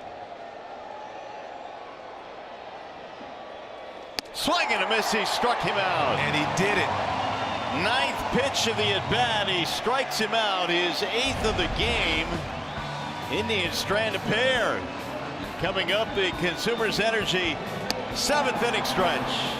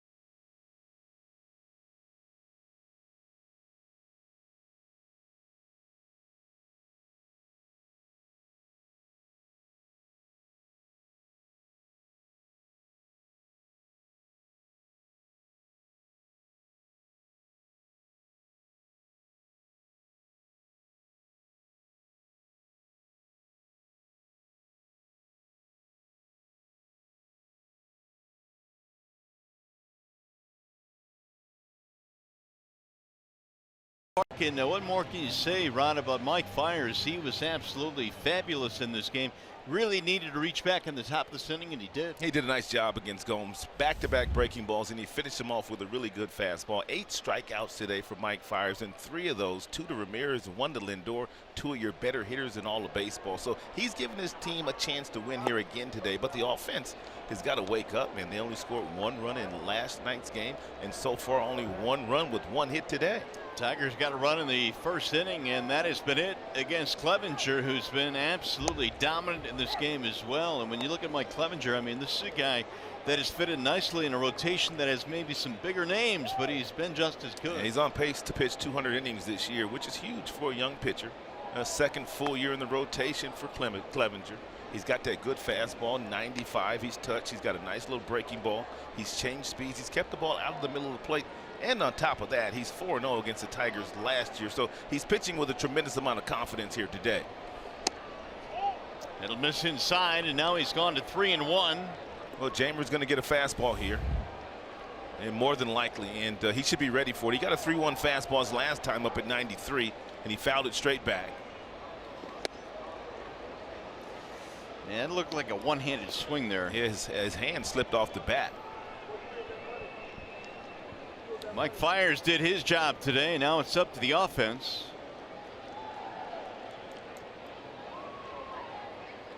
Swing and a miss. Candelario is down swinging. 1 away here in the 7th. 5 strikeouts for Clevenger. Tomorrow, Tigers host the Indians at 1:10. Come on out early and enjoy a pregame fan Q&A with Torrey Hunter. It's at 11:30 a.m. at the Comerica Park Concourse. If you'd like tickets, call 866-66-TIGER or go to tigers.com. And Torrey Hunter was sharing a conversation with us last night when he spent that 1 inning with us, telling us that Nicholas Castellanos flew to Texas last year and spent a week at Torrey's home talking about defense, also talking about how to be a leader, a lot of different things. Matt Kemp also spent some time with Torrey this offseason. Do it, Victor. There's a base hit to left center field, and that will stop a string of 17 straight that had been set down by Clevenger. And Victor doing a very nice job of just taking what Clevenger is giving him. They're playing him to pull, but they're still pitching Victor away. And so Victor is not in a pull mode. He's simply going to take that little breaking ball off the outside part of the plate and flip it the other way for his second knock of the day. And the only 2 hits the Tigers have today. The other Victor comes off the bench. That will be Reyes to pinch run. Now McCann will step in. 1-1 game here in the 7th inning.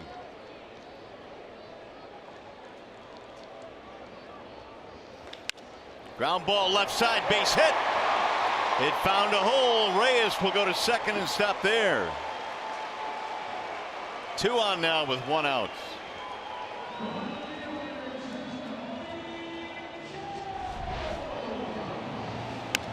It's a fastball that got in on James just a little bit, but James is strong enough to muscle that ball through the infield. And Mike Fiers is hoping his boys can get him a run here and put him in position to win his 6th game of the year.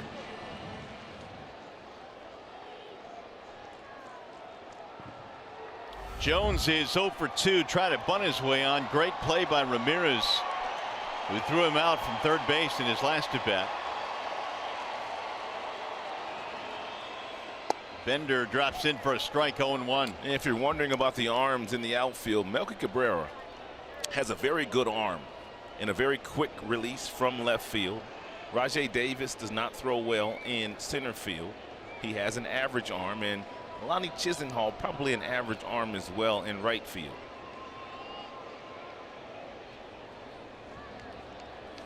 Ooh, good pitch to hit right there for Jacoby. It's a hanger. Hanging breaking ball. Clevenger knows he got away with one too.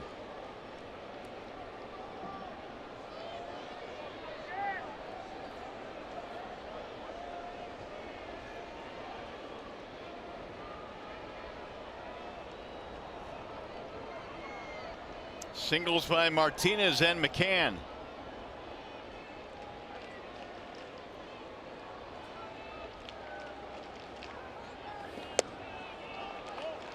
One and 2 on Jones. And Jacoby should not allow Clevenger to make him wait in the batter's box as long as he did before throwing that last pitch. And called timeout, step out. And when that pitcher's holding the ball and for a lengthy time.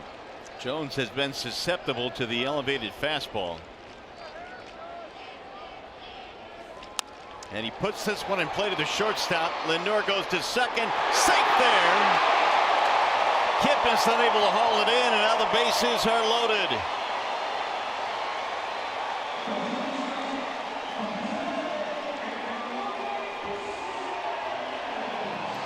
And Lindor has real good range at the shortstop position, but it's a difficult play. He throws off balance. He bounces it over to Kipnis. Kipnis could not help him out. And I'm hoping that's a base hit. He's your guy, right? Did I just say that? It ran, pick the stick. He's your guy. We'll get a meeting on the mound now. It is a base hit.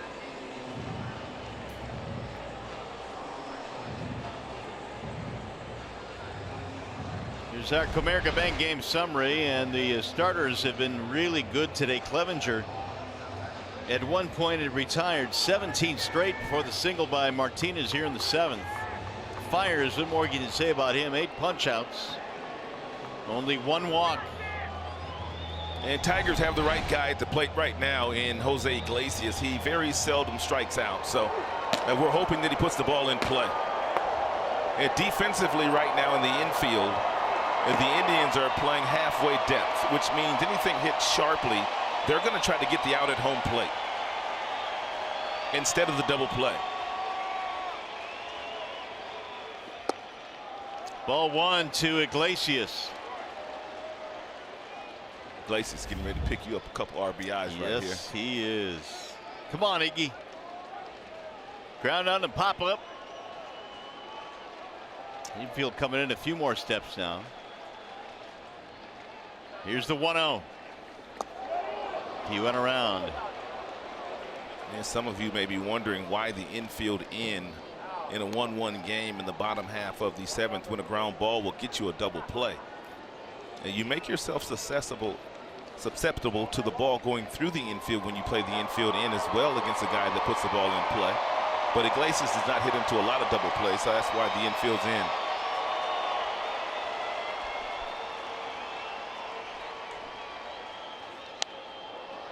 Now 1-2 on Iglesias. You got Machado on deck.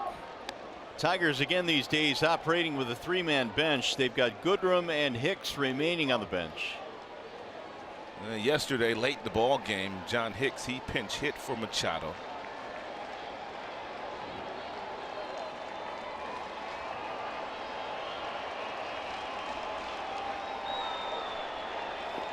Up high.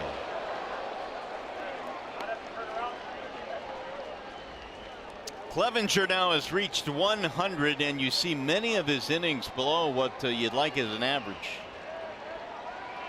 Aside from that 30 pitch first, he really turned things around, but the Tigers have him on the ropes here.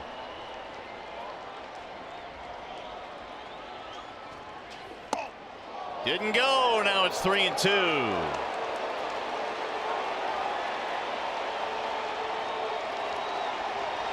His best pitch to throw right here would not be a fastball. His best pitch to throw would be a breaking ball if he wants to somehow try to get a strikeout. And Iggy doesn't strike out much, but Iggy will put that fastball in play.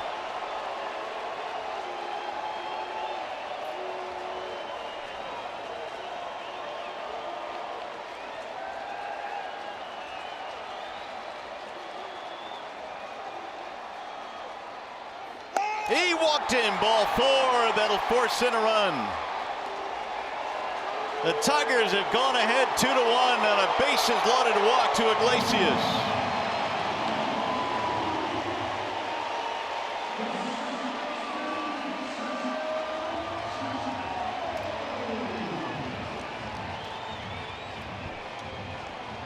RBI number 24 for Iglesias.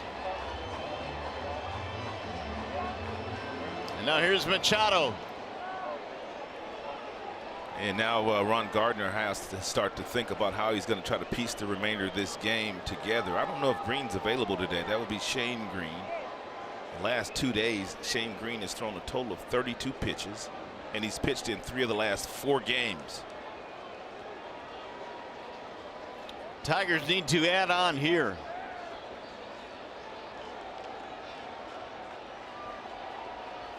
Machado hit that ball twice. I'd like to see a squeeze here. I know Cleveland's not expecting it, especially with James McCann at third base. They've got the infield in. Dixon can really handle the bat. 0-1 counts, a little bit more difficult to pull it off, but it should be in the back of everybody's mind.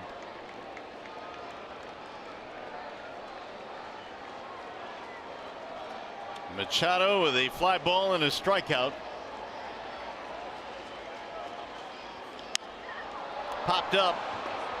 Shallow right field and charging Chisenhall. And the runners have to hold. 2 gone.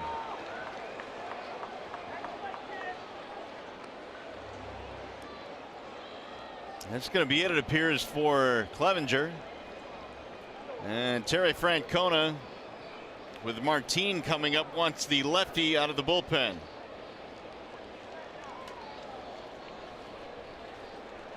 So Clevenger will depart. He will leave the bases loaded. Tigers have scored a run to break the tie, and we'll be back.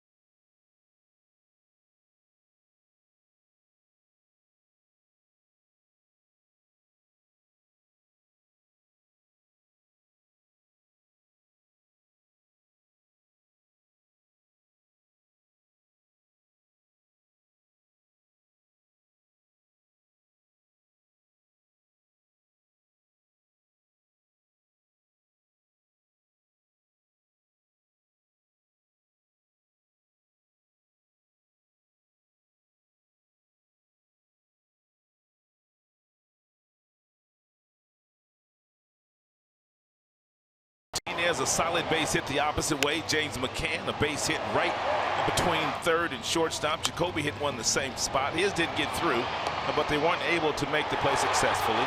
And then you have a base on balls walk to Jose Iglesias with the bases loaded. Reyes comes home to score after pinch running for Victor Martinez.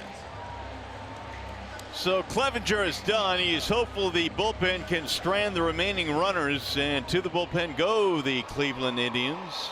Oliver Perez, man, he has been around a long time, man. This guy's been in the big leagues and pitched everywhere. Lots of different arm slots, lots of different breaking balls. Fastball tops out at 92. Lots of sliders. Pretty much just fastball slider thrown by Oliver. Leonis Martin will stand in. A lot of knees and elbows coming your way from Perez. If you're Martin, you may as well take one pitch against the left-hander and just make him throw you a strike.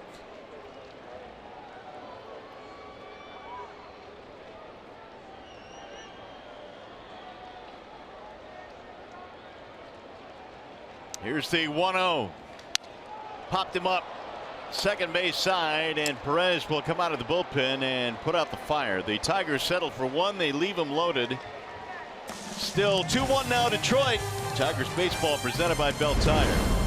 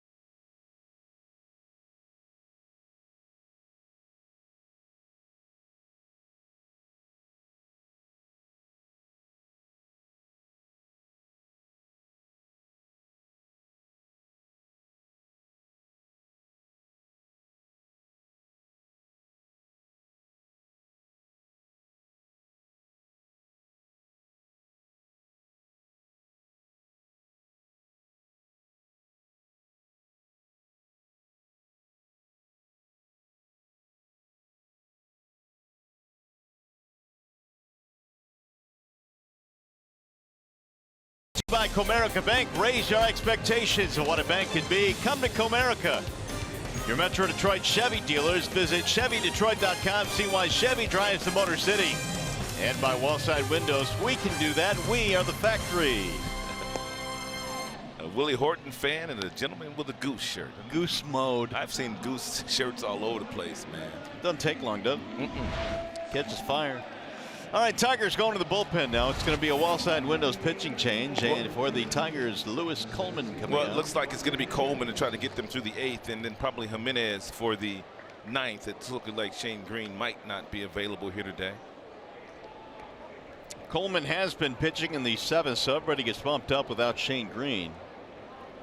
And now Rajay Davis will lead things off. Tigers broke the tie with a run on a bases loaded walk to Iglesias. Yeah, you have to keep Rajay Davis off the base pass, because if he does get on, it's usually a double. He will steal.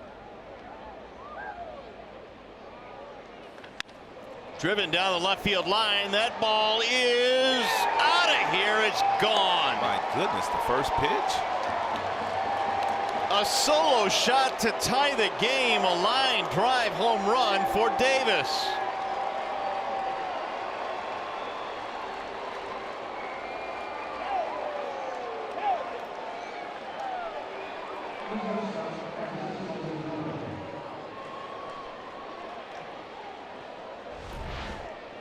And Rajay Davis got himself a two-seam fastball that really didn't do a whole lot, and it stayed right on the inner third of home plate, and it was right in the nitro zone of Rajay, and he slips it right over the gate into the Tigers bullpen. We've got a new game now. Lindor swings and misses. Davis hits his first of the year.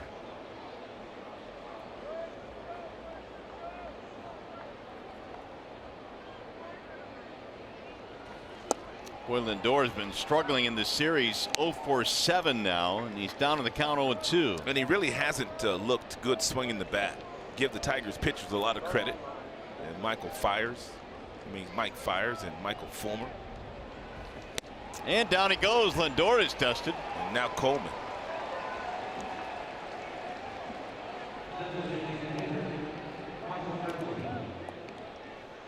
One gone. Hey, tomorrow we've got your Sunday baseball for you. Tigers Indians game 3 of the series. All of your game coverage begins at noon live with Tigers Live right here on Fox Sports Detroit. They'll wrap this series up, and then the Tigers enjoy a much needed day off on Monday. Brantley launches one to right field. That ball gets down right in front of Castellanos, and it'll be a 1-out single for Brantley.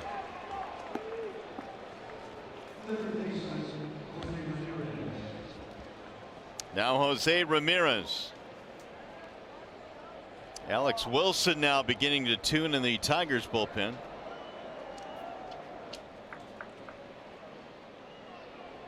Tigers scrapped for a run in the bottom of the 7th on a bases loaded walk, but one swing of the bat by Rajai Davis has tied it.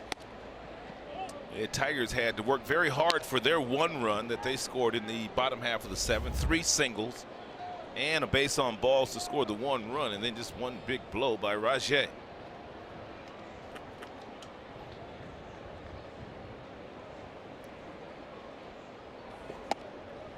Two and 0 on Ramirez.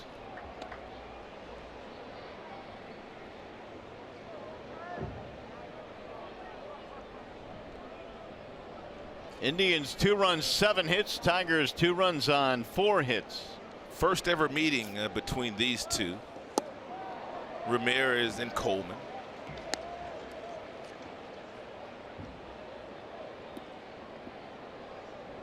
Dan Otero warming up in the bullpen for the Tribe.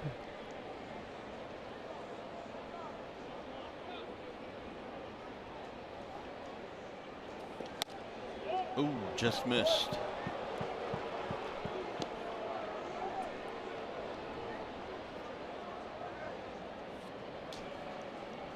That was Ramirez, not Otero.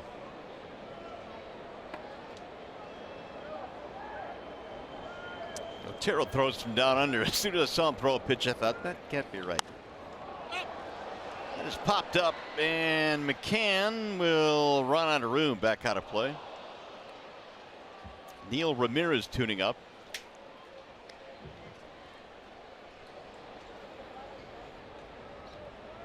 Terry Francona, about 100% of the time in a 3-2 count, less than 2 outs, will send the base runner with Ramirez at the plate. He has that much trust in him not to strike out. At least he'd been doing it all year long, so expect Brantley to be on the move here.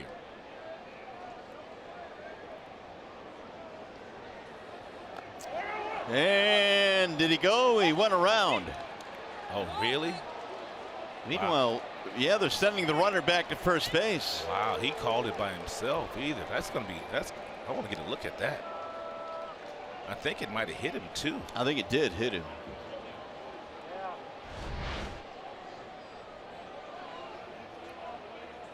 He sure did go though. That'll send Brantley back to first base. That is 3 strikeouts today.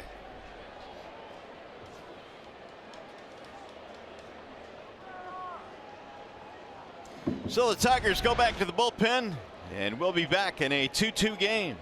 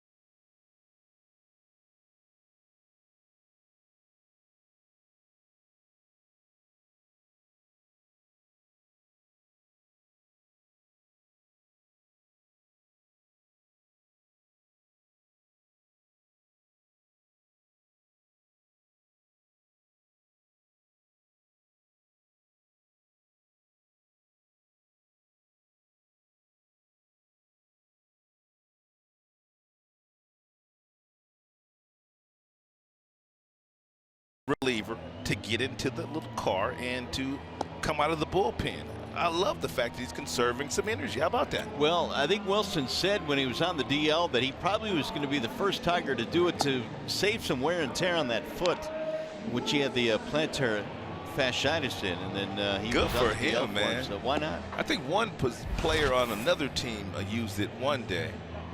So there's been a couple of guys to use it. Was it John Axford? Yeah, that's who it was, Axford.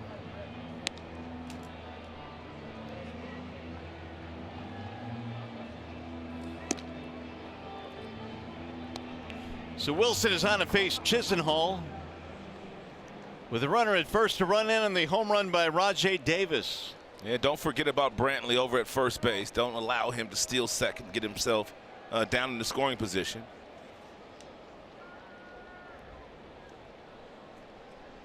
And Wilson has really good numbers against Chisenhall. That's why he's in the game right now. Chisenhall 1 for 7 against Willie.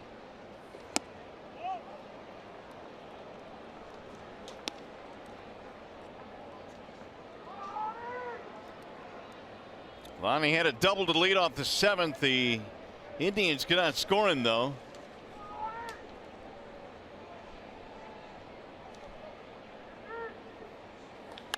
Little ground ball up the middle. This will get him out of the inning. Iglesias tags the bag for the out. Wilson does his job and the inning is over. The Indians tie it up though on the home run by Davis.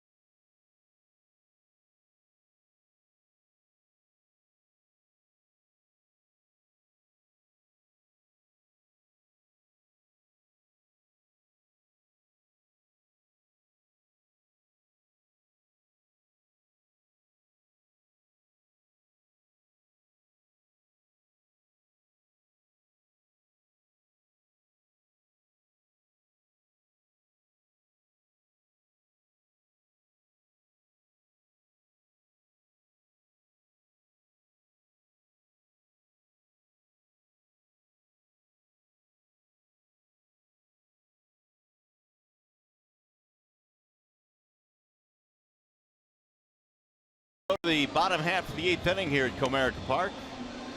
Game 2 in this series, a wall side windows pitching change. And it's Neil Ramirez coming in. And this will be the 10th game that Ramirez has appeared in this year. He's got 3 holds. He's got a .491 ERA, and the opponents are hitting over 300 against him. Ramirez has been well traveled. He's played in both leagues, Cubs, Minnesota, Mets, San Francisco, and Milwaukee, his other stops. And he's got the middle of the Tigers lineup: Castellanos, Cabrera, Candelario. Surprising a guy that has the kind of arm that Ramirez has would make that many stops. He starts Nicholas off with a breaking ball at 86, but he's got 95 in his back pocket. He only has 2 pitches, and that's pretty much the fastball and the slider. He was a non-roster invitee to spring training. They signed him in November, and Nick swings and misses.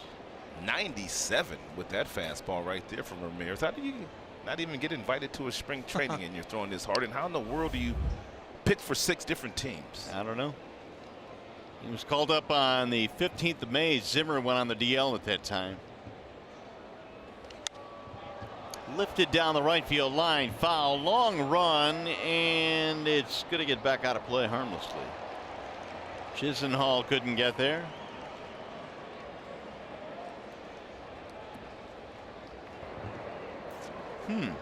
Well, Shane Green warming up. Yep, he is.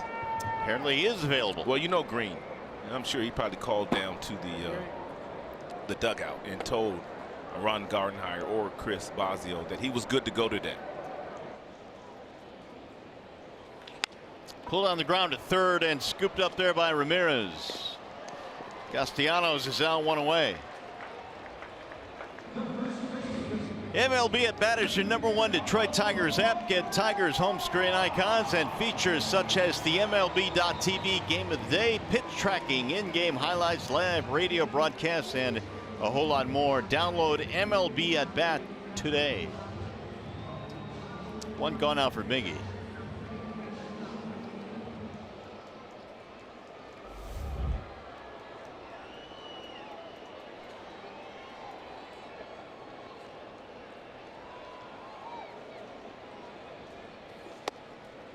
Ramirez has been really effective against right-handed batters, only 163 against him.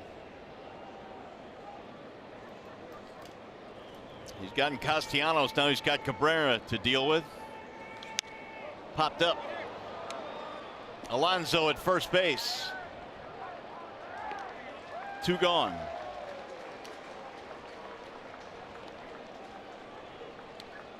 That will leave it up to Jamer.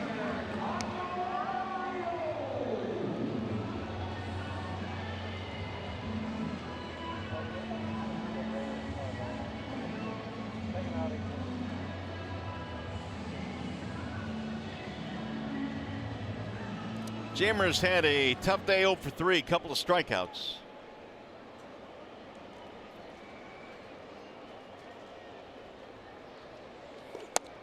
Ball 1. 0 for 7 in the series for Candy. This would be a nice spot to get his first hit.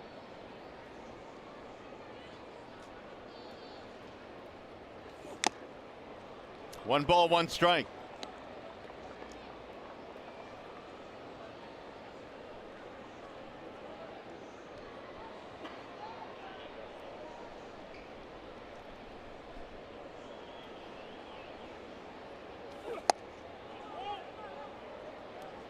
Last year, Ramirez was over in the National League with San Francisco, and the Mets had an ERA of over 7 combined with those two teams. Every single at bat today, Jamers had himself in a really nice, predictable fastball count, like he's sitting right now. That time, able to lay off the 97-mile-per-hour fastball. He's going to get another heater here. And he's already seen a couple of them, so he should have him timed pretty good by now. Just can't get big with your swing. You can't get greedy.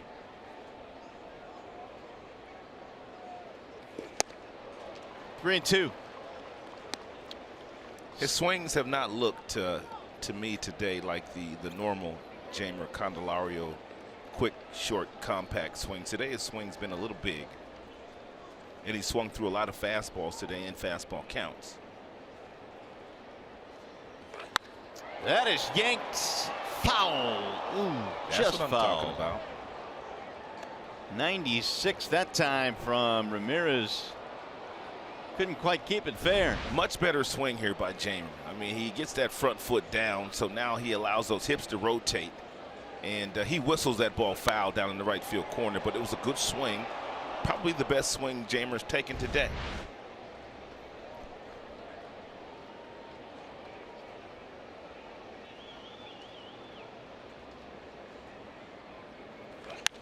Popped up. Third base side, Ramirez. And the Tigers go 1, 2, 3. On our way to the ninth, tied at 2s.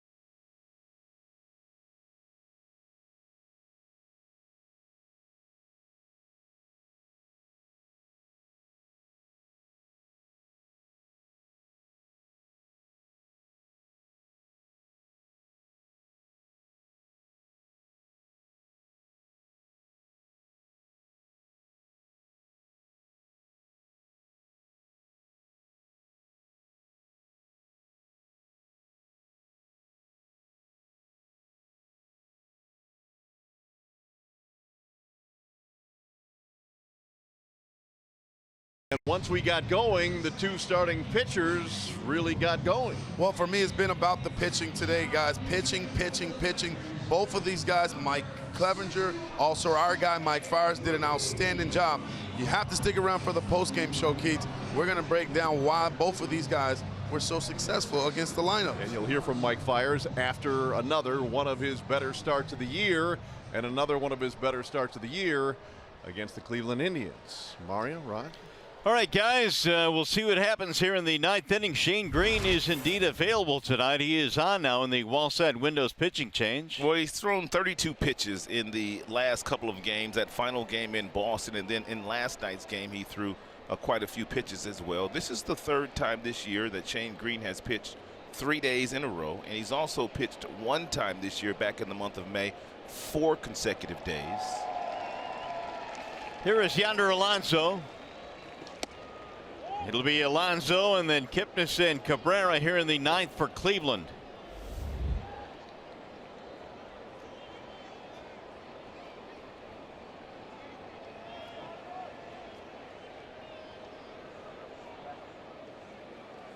Way outside, 2 balls and no strikes on Alonso. He walked in the 7th, his only time on base in this game. Well, you can't walk Alonso here because that speedster, Greg Allen, will trot out of that Tribe dugout. He's got a lot of speed, and that will put added pressure on Shane Green. Bouncing ball to second, and Machado throws him out. Thank you very much. Let's take a look at the big boys' big play of the game. And the bottom of their lineup has done most of the damage here today. A couple of solo shots. That one was off the bat of Yan Gomes. That was against Mike Fires. That came in the 3rd inning. And then you have Rajay Davis. He went deep as well in this game. His came in the 8th. It was the first pitch that Lewis Coleman threw. Fastball that tailed in the happy zone of Rajay for a solo shot into the Tigers bullpen. Scored tied at 2.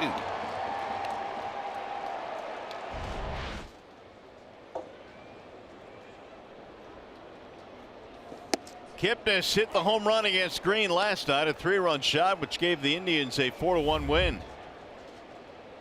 Batting here in the 9th with 1 out, nobody on.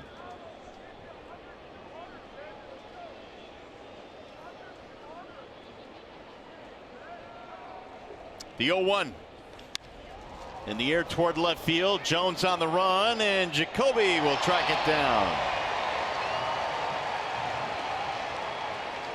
2 away. And nice job by Jacoby. And he gets a pretty good jump, runs quite a ways to make that play.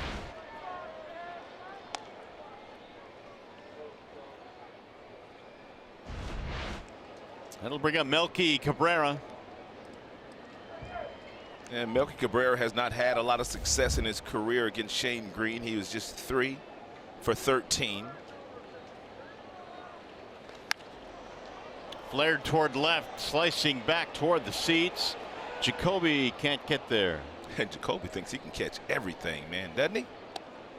He's on the run. He's got those long strides. He got them fresh legs. Good athlete.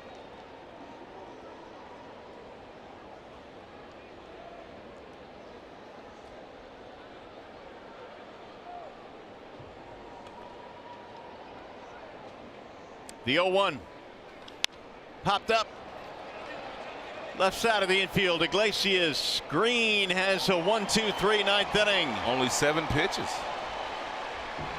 We go to the bottom of the 9th. Need a run to win.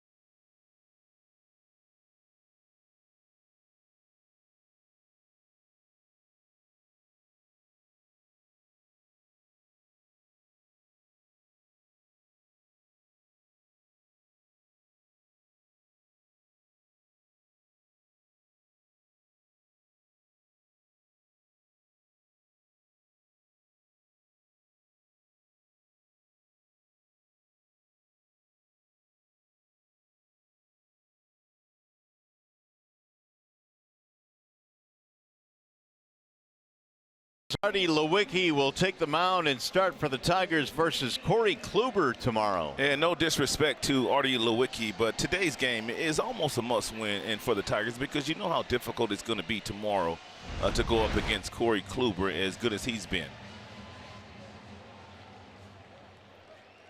Well, the Tigers trying to win this thing here in the bottom of the 9th inning. Ramirez came on for a 1-2-3/8. And Victor Reyes will lead things off here in the bottom of the 9th.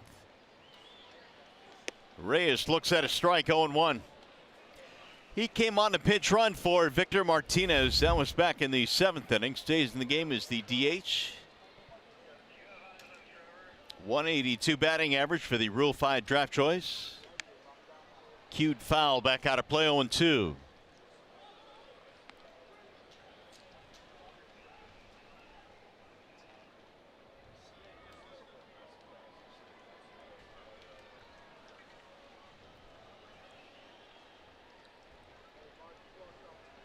Reyes waiting on the 0-2.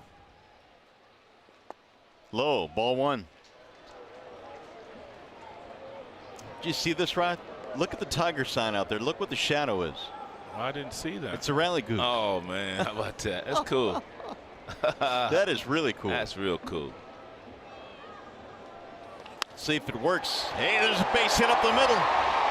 Reyes is on the winning run. And now the question is, does James McCann bunt here?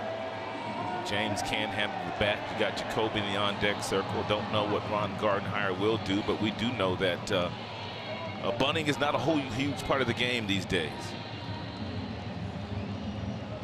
But it is the bottom half of the 9th inning. With the winning run on, and Reyes can run.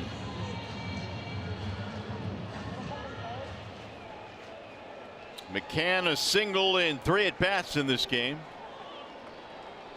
Tigers went ahead with a run in the 7th, and Cleveland tied it up on a Davis home run that came in the 8th. No sign of bunt there, busting him inside, 1-0. Would he dare hit and run here, you think, partner? Well, I was thinking of that my own self. I mean, every now and then when your team is scuffling to score some runs, as a manager, sometimes you just have to help the guys out. He's going to get a ball that's in the strike zone, you would think. And if James could put it in play on the ground, they would stay out of the double play for sure. No sign of bunting on that first delivery from Ramirez. Terry Francona thinking along them same lines of a hit and run, so he gave the throw over. Buck Farmer tuning in the Tigers pen. Dan Otero for the Indians.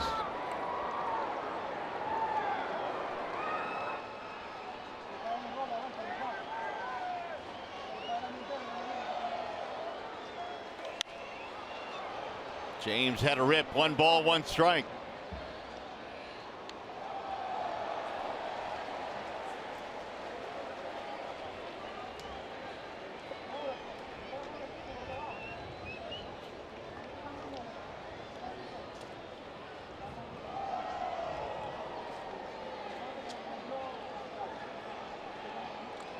Reyes last year stole 18 in the minor leagues 22 years ago.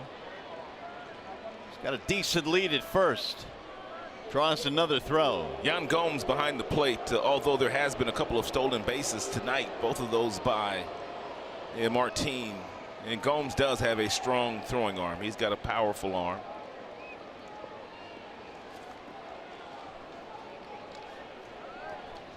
Huge lead for Reyes over there. Maybe too big. Maybe shorten it up a little bit, young man.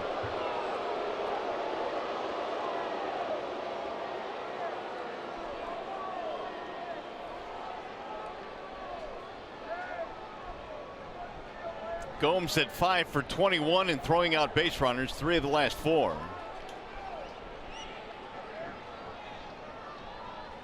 Swing and a miss. There's that slider. Couple of fastballs in the mid-90s, and he comes back with an 86-mile-per-hour slider. If you're Ron Gardenhire here and you're anticipating that there might be another breaking ball here to McCann with 2 strikes, you might want to give the steal sign to Victor to see if he could steal a base here on a breaking ball. Ball high, 2-2. Back with the mid-90s fastball.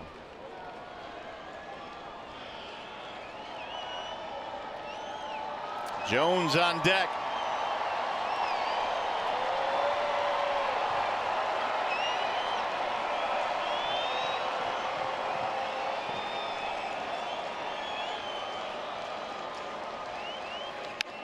To left field, hit well, going back to the wall, and caught. Cabrera on the run. Reyes got to run back quickly and gets back in standing up. McCann just missed it, hit one over to the warning track and left, one away. Cabrera, nice running play on that ball. Well, we told you that Melky still has some baseball left in him, and he makes a really nice running grab in left field. This ball was hooking away from him too, so he had to make sure he got over there, then get it back in. Nice job of base running there by Victor Reyes. He went all the way around second base, so you know that you have to go back and touch that base when you're going back to first base, and he did a nice job of that.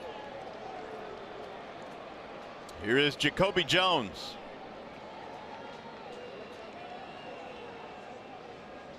Runner goes. Here's Gomes' throw, the tag, not in time. Stolen base. You knew sooner or later that Victor was going to attempt to steal. He stole this base on the pitcher. And Ramirez is about 1-4-5 to the plate, which means Gomes really had no shot, even though he threw the ball down there right on the money. Very little exchange here, very little time getting the ball to second base by Gomes. Throw may have been a little high, but I don't think he gets him with a low throw. Yeah, the only shot they had was to put the ball in the bag, but even then, I don't think so. Now a base hit away from winning this ball game.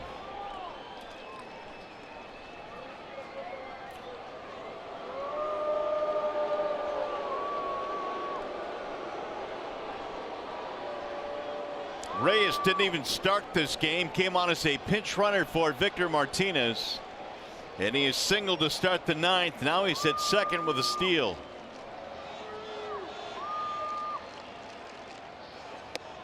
Breaker that drops in for a strike. And Jacoby has been getting a steady diet of off-speed pitches early in counts, then fastballs up top to try to finish him off. He got an infield single his last time up.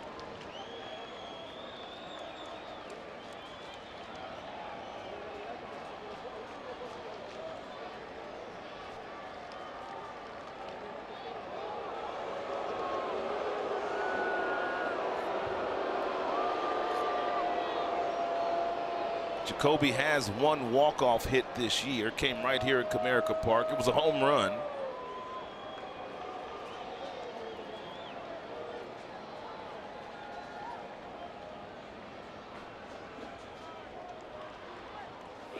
Swing and a miss. 96 with that fastball. Got to shorten up your swing, Jacoby. Can't be big here. Shortened it up, put the ball in play.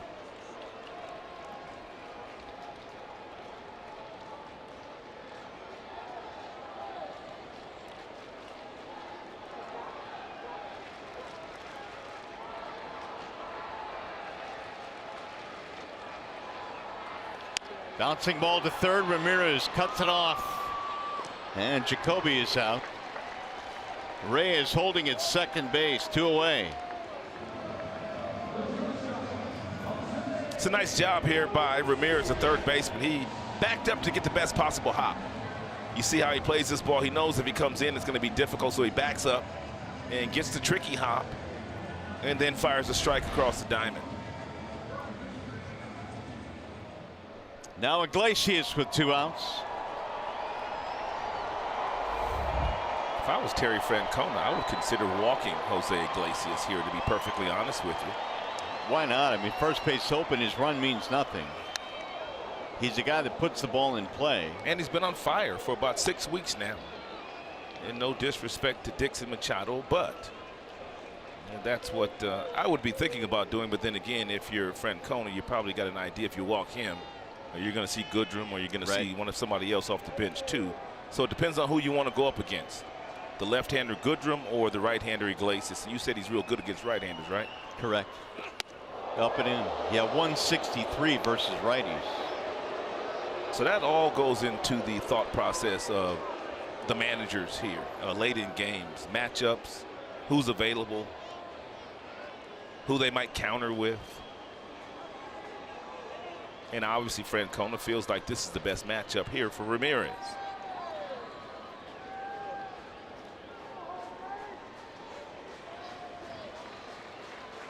This is Indians bullpen that they've been searching for some consistency from.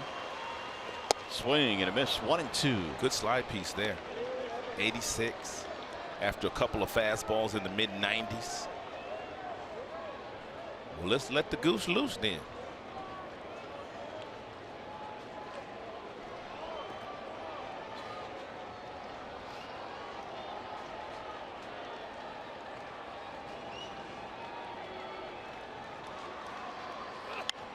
Popped up.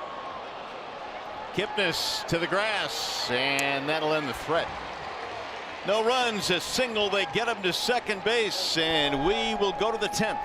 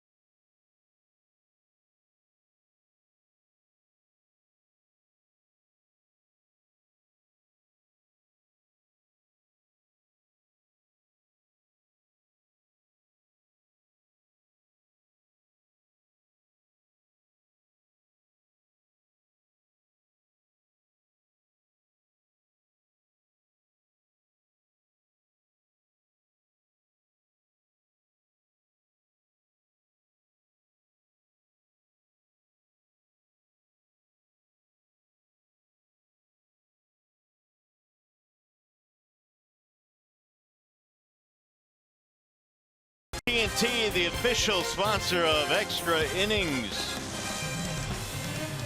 Both teams with some chances late. The Indians tied it up with a run in the 8th. Tigers left the winning run at second in the bottom of the 9th. So we go to the 10th.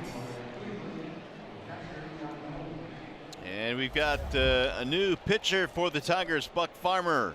And Buck Farmer ranks 10th in the American League with now his 31st appearance of the season.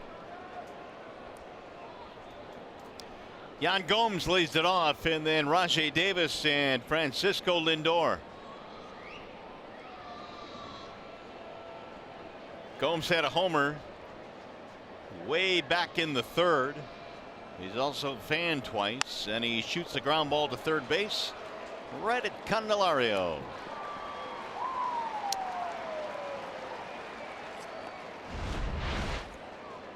It's pretty good between Fires and Clevenger today. Yeah, Clevenger gave up a couple of runs. Fires gave up just 1 run today. They were stingy with the base on balls. At least Fires was. 3 for Clevenger. And the one guy that threw 95 only had 5 strikeouts, and the one guy that throws 90 had 8. Imagine that. Here is Rajay Davis, homered in the 8th to tie the game. You got to keep Rajay off the bases. It's a nice job there, throwing him a first pitch breaking ball. Rajay likes to hunt fastballs like most big leaguers.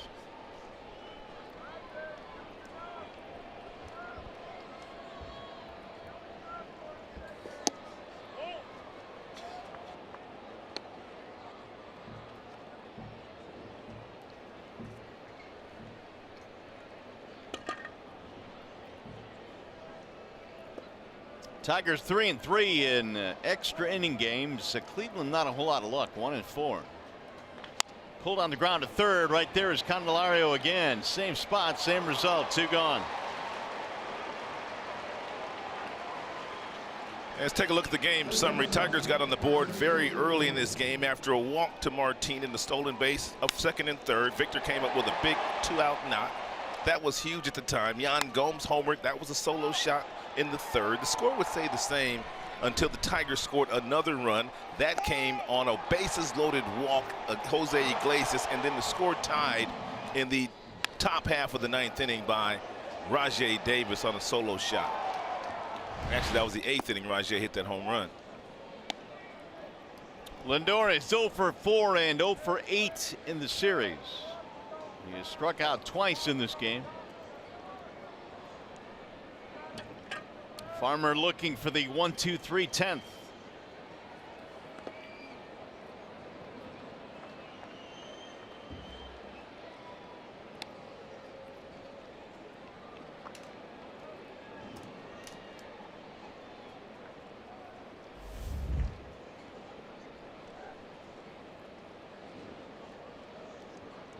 Two 2-0 on Lindor.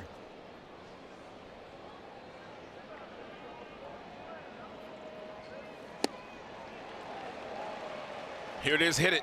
A 95-mile-per-hour fastball right down to the middle. And that Lindor swung right through. He has swung and missed a lot in this series. Yeah, he hasn't looked as good in the series as he has in the past. Give Tigers pitchers a whole lot of credit.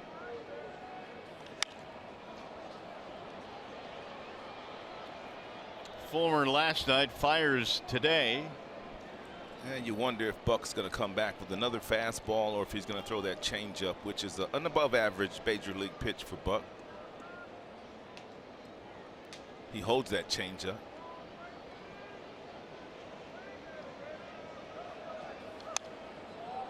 .96 with the gas there.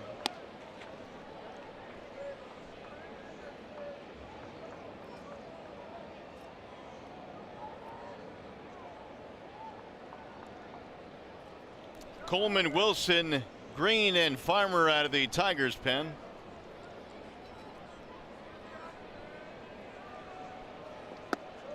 Ooh. Close. Now 3-2 on Lindor. Brantley on deck.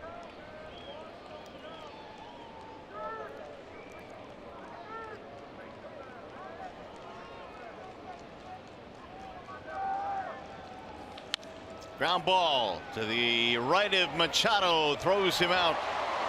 Buck Farmer out of the pen, 3 ground ball outs. We go to the bottom of the 10th. It'll be Machado, then Martin, then Castellanos.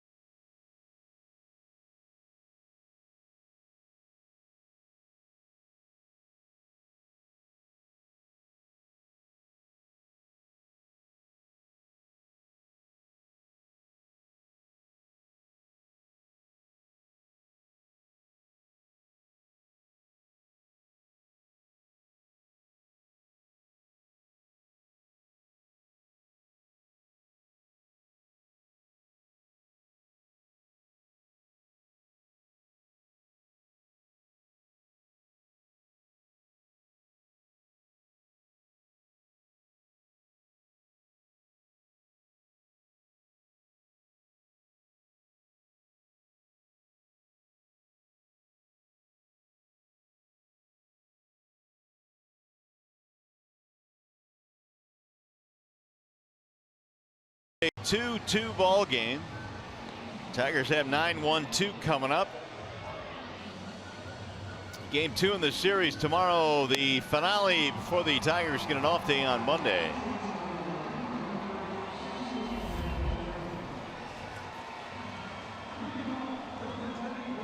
Dan Otero now will come on out of the bullpen for the Cleveland Indians. He throws lots of ground balls. He's got a really good sinker, and he throws that sinker the majority of the time.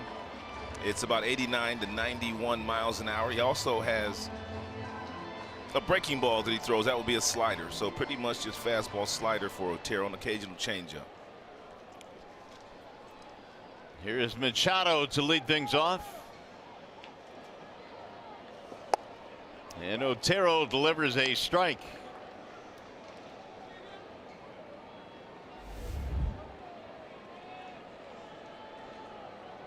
Dixon looking for his first hit.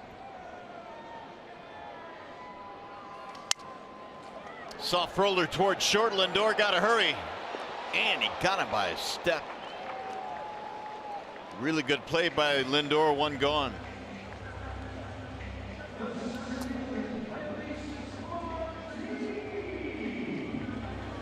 Tigers had a golden opportunity to score some more runs in the 7th inning. 3 straight hits and then a bases loaded walk. So they had the bases loaded with just 1 out, a pop up off of the bat of Machado, and then another pop up off the bat of Martin, and they only scored the 1 run there. So they had 3 hits and 1 walk and only able to score the 1 run there in the 7th frame. Now Martin stands in, looks at a strike. Leonis has the power to go deep. He's got 8 home runs. 0 for 3 with a walk, 2 steals, and a run scored. I know we talk a lot about Shaw, the pitcher that's no longer with the Cleveland Indians, but this cat right here, Mario Otero, in the last couple of years, his ERA was 2.85 last year in 52 games. The year before that, 153, but this year it's up to 7. And he's just given up a single to Martin. So the potential winning run is on now, and here is Castellanos.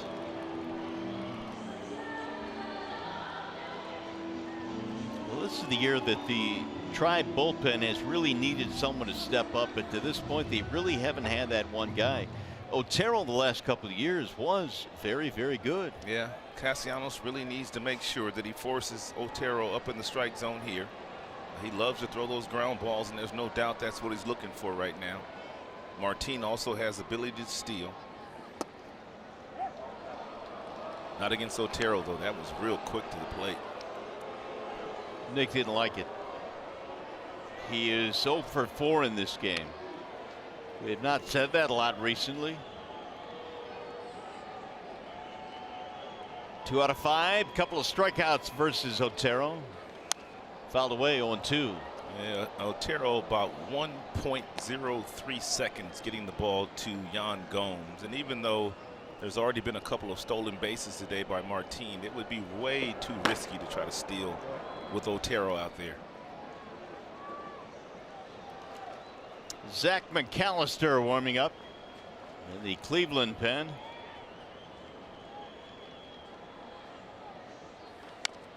Rolled foul. Tigers have managed only 6 hits all afternoon. In fact, for a stretch, 17 straight went down in a row against Clevenger. Before the Tigers got a run in the 7th.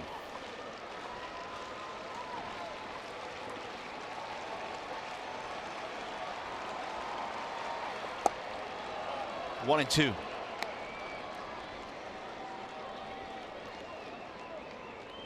Cabrera lurking.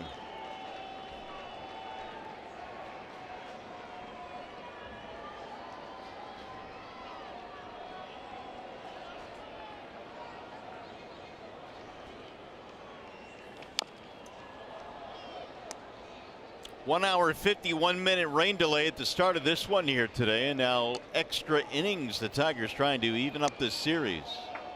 Yeah, the day game has turned into a night game with a quick turnaround tomorrow morning. All 6 of the Tigers' hits in this game have been singles. Extra base hit here could give the Tigers the win.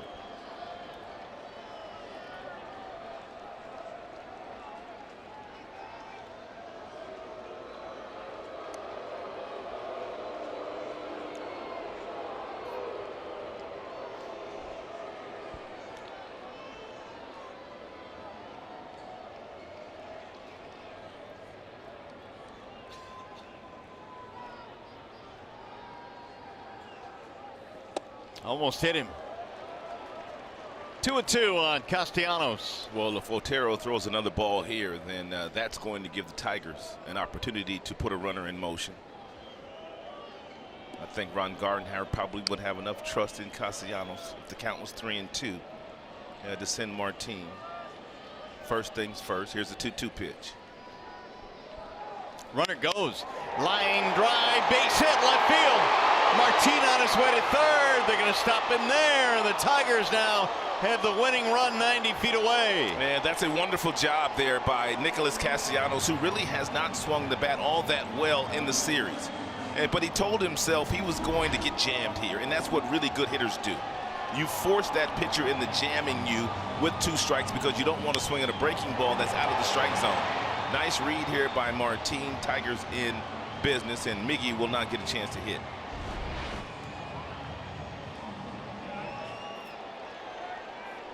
Cabrera waiting to throw his bat out. They want to know if he wanted to walk him intentionally. Finally, they said yes. So they will load him up here with 1 out. And Jamer a chance to win it.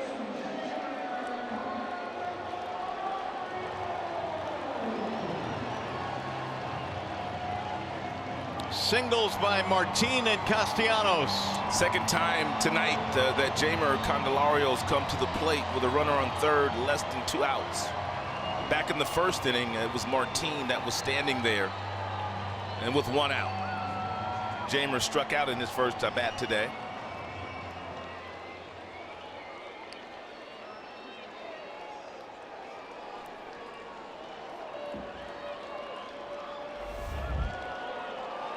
Oh for 4 on the night. Infield in for the Indians. Strike 1.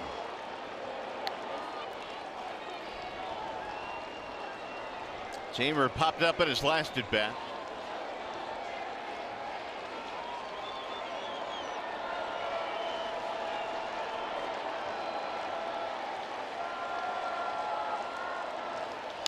Line drive caught by Lindor. And the runners have to hold. 2 gone.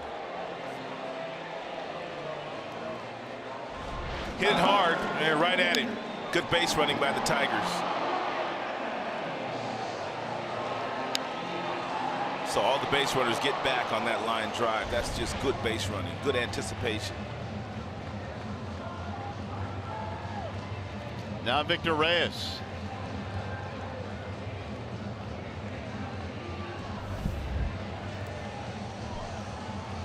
Reyes a single, a steal, and a run scored.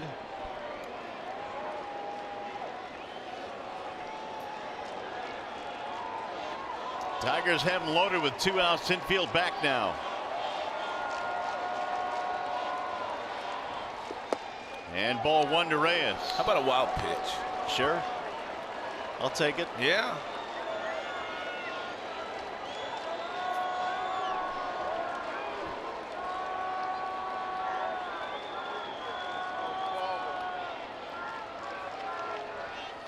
Bouncing ball left side, deep in the hole. Lindor coming to third.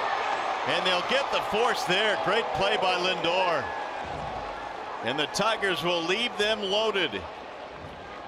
10 innings in the books here at Comerica. Will go to the 11th.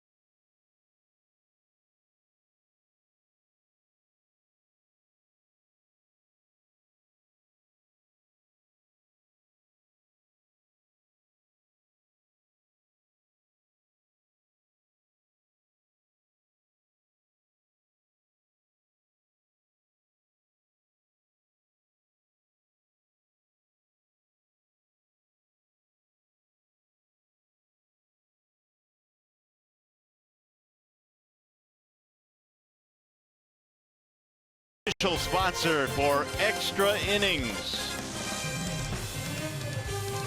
Well, the Tigers have had some chances late in this game. They left them loaded in the 10th. And now we go to the 11th inning, and it's going to be Michael Brantley to lead things off for the Indians. 2-2 ball game here in the 11th, and Brantley looks at ball one. 2, 3, and 4 coming up. Brantley, Ramirez, Chisenhall facing Buck Farmer. Farmer got a 1-2-3 10th inning. Brantley thought that one was outside. Not so, says Brian Gorman. And Brantley is 3 for 5 in his career against Buck Farmer. Miguel guarding that line. Nothing going to get between him and that bag. Should Brantley hit one in that direction. McCann held that one there. 2-1.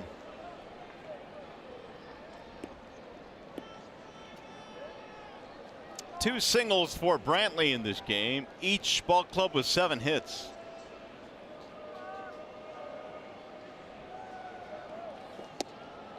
Now ball 3. 3-1 on Brantley.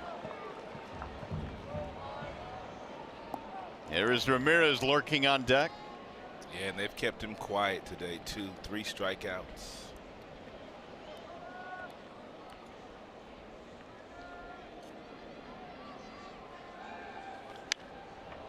Three-two.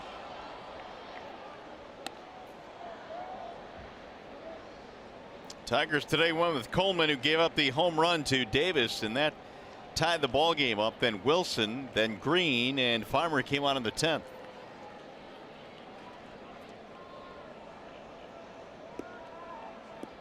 And he walked him. Leadoff walk here in the 11th.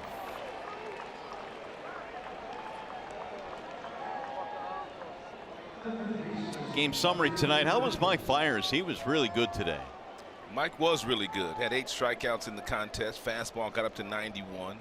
It really didn't make many mistakes over the heart of the plate, and really worked the outer edges to perfection today, and he was led beautifully by James McCann. Here is Ramirez.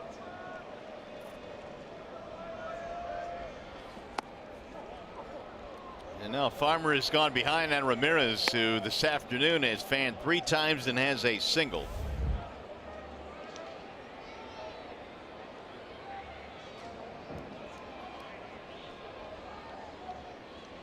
And good high ball hitter. Doesn't like the ball down low. 2-0. It's going to bring a visit to the mound from McCann.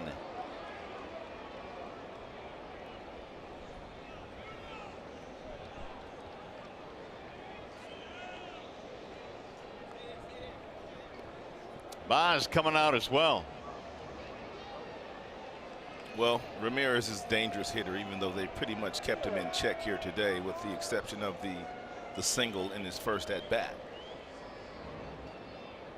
And they want to make sure that everybody's on the same page.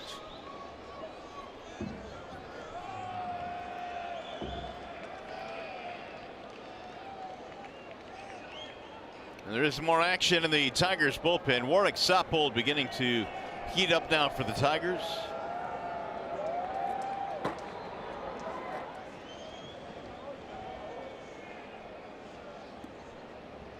Here's the hot and cold zone on Ramirez when batting left-handed. You can see that he loves the ball down the middle, away and inside. At the bottom of the strike zone, he does not do as well as a lot of left-handers.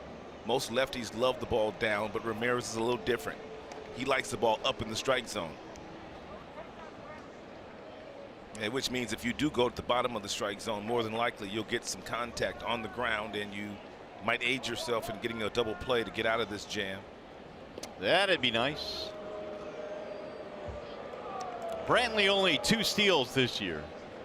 Been caught twice as well.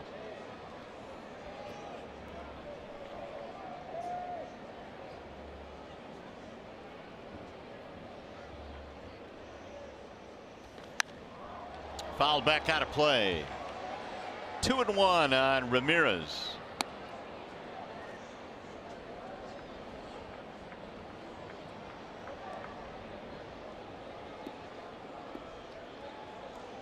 If you look at Ramirez's minor league numbers, this guy really has always hit.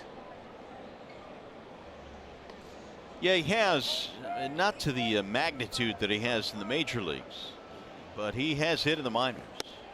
And a strike call now, 2-2. Yeah, good fastball there at 95 at the bottom of the strike zone. That's where he doesn't like it. It's a nice job of execution there by Farmer.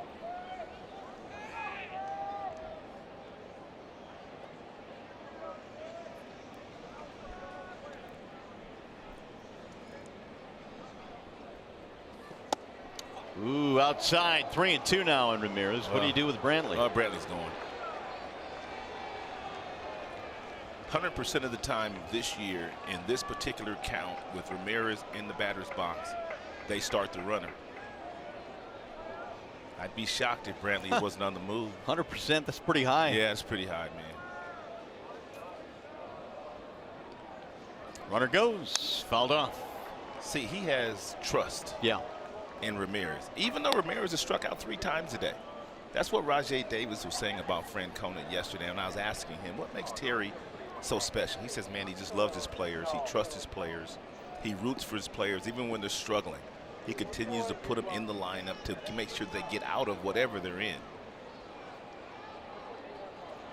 Boy, strike him out, throw him out would be lovely right here.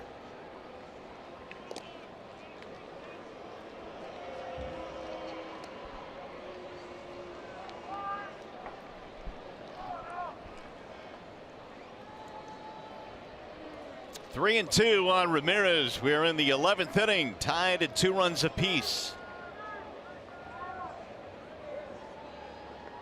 Runner goes, and he walked him. Ball 4. That'll put 2 men on. So Farmer has walked the first 2 men here in the 11th. Yeah, Ron Gardenhire is not going to stand for that. It's going to be it for Buck. They're going to bring in Warwick Soppold. Farmer had a snappy 3 ground ball, 1-2, 3/10, but the 11th has been much different. 2 walks. And Gardy will take the baseball now. Tigers will go.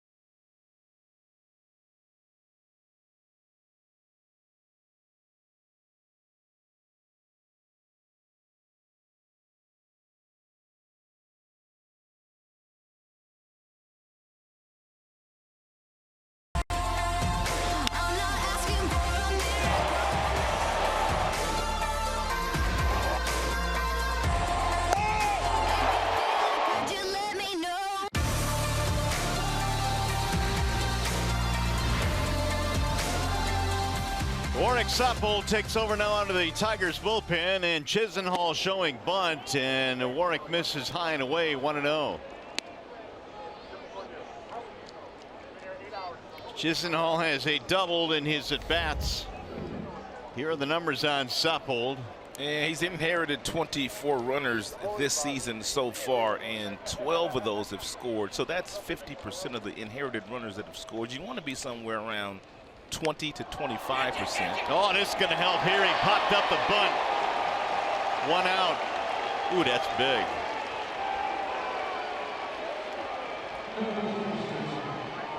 It's a nice job here by Soppold and also McCann. He knew that he was bunting, so they throw the fastball at the top of the strike zone. And when you throw the fastball up top like this, usually it's going to be a pop-up. That's why they tell you to never bunt a ball at the same level as your bat. You get your bat at the top of the strike zone, and anything at your bat, you just lay off of it. You want to bunt balls that are down because you can stay out of hitting pop-ups. That's a nice job of execution by there, executing a pitch by Soppold.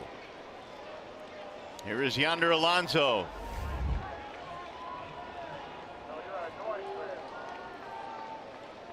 Walked in the 7th. He's 0 for 3 otherwise. Here's where you have to kind of be careful. I mean, even though there's a left-hander in that batter's box, if you give Brantley too much room because of where Candelario is playing, it'll be tough. I mean, because he'll be getting to Candelario nearly the same time Candelario is getting to that bag, and James McCann will have to hit him on the run with a throw. Yeah, that is part of the issues that shifting will present every now and then. Yeah, you see where Jamer is. I mean, if he takes off, I mean, when he gets right there, I mean, both these guys are going to be racing to the bag, and, of course, McCann's going to have to make an accurate throw. I mean, that's if he wants to force the issue. Now it's ball 3 on Alonso. Oh, man. Tigers having trouble throwing strikes here. A couple of walks from Farmer, and now Soppold has fallen behind again. I think he's going to green light him here. I really do, because he knows that Soppold does not want to walk him. He's going to get a fastball right down the middle.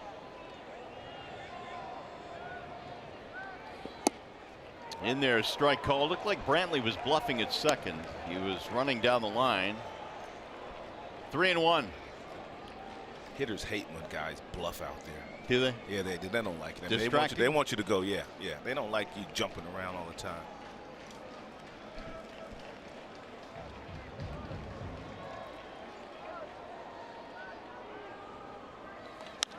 Popped him up. Shallow center field. It is Martin, and 2 gone.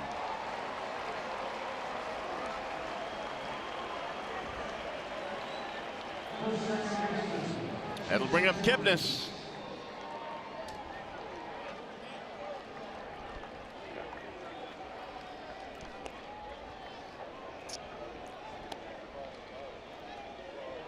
Oh for 4 for Kipnis. Meanwhile, Soppold has fallen behind the first 2 batters, but has gotten them both.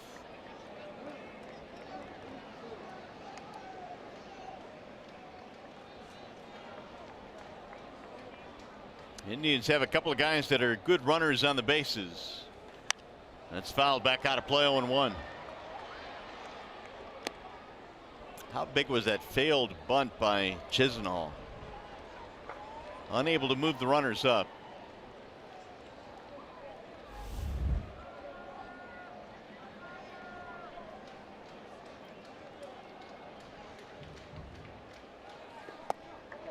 Ball 1.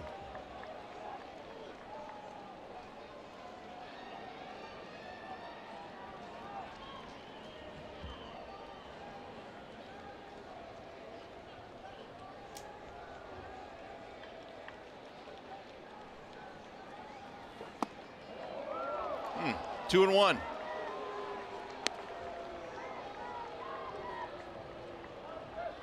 Boy, you can't continue to fall behind these hitters.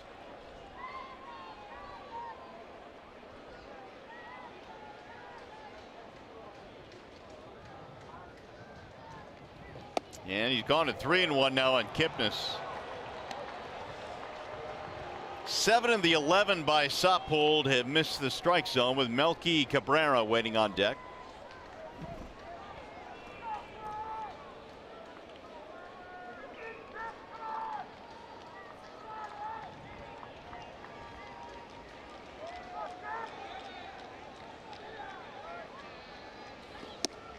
Strike called, 3-2. Kipnis tried to coax a walk. Yeah, just about every pitch to Kipnis has been away. 5 pitches on the outer and the portion of home plate. Runners on the move here with 2 outs.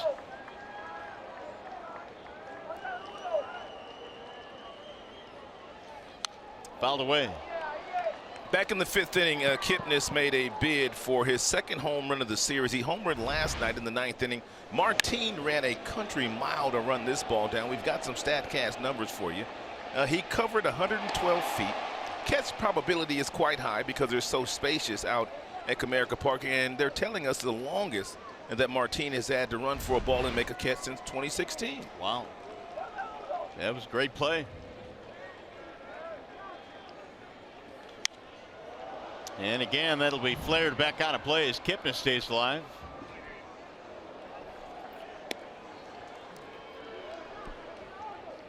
It's for the bar crowd. This is going to be an 8-pitch at bat here. Next one will be number 8.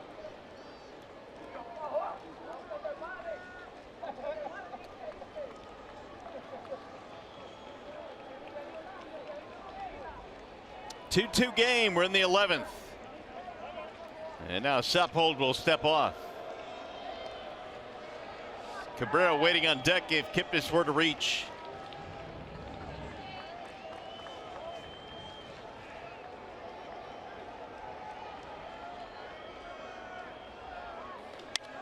In the air toward left field, and Jones is there, and crisis averted here in the 11th.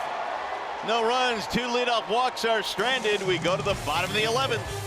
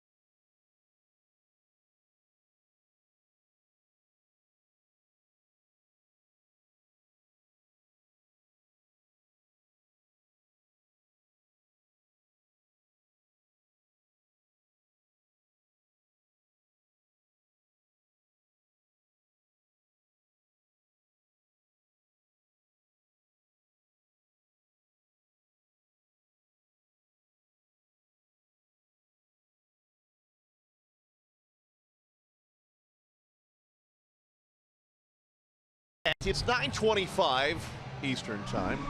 It's been a long day for everybody, but as a former player, how tough is this for a ball player? What time would you get to the ballpark on a day like this, a game that was scheduled to begin at 4 p.m.? Well, you probably got to the ballpark about 12 o'clock, and all the guys have a routine that they like to do to get them prepared for the ball game today. Then you have the rain delay, which push you back, set you back 2 hours. So you already got in the coffee, you've got your energy drinks, and so you're chomping at the bit to get in the game, to get the game started.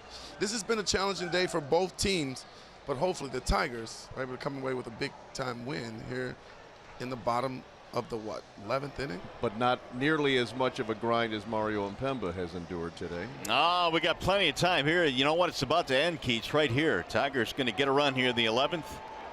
And now it is James McCann to lead things off as the Indians go back to the bullpen. Zach McAllister will come in, and there's a Bender in for a strike. And Zach McAllister has a good arm. His fastball will get up into the mid-90s. He also has a curveball. that he throws, pretty much just 2 pitches. They also have him listed as throwing a split finger, but he only throws that about 1% of the time. So basically fastball slider for McAllister. Swing and a miss. Mack went fishing there. McAllister has not thrown in a game since June the 3rd, 6 days ago. He went 2/3 against Minnesota. Here's where you really have to concentrate, and Simo talked about it a little bit. After a lengthy rain delay, you've been here since 11 o'clock, 12 o'clock this morning. You've played a long game here. We're now in the 11th inning. You really have to have controlled at-bats.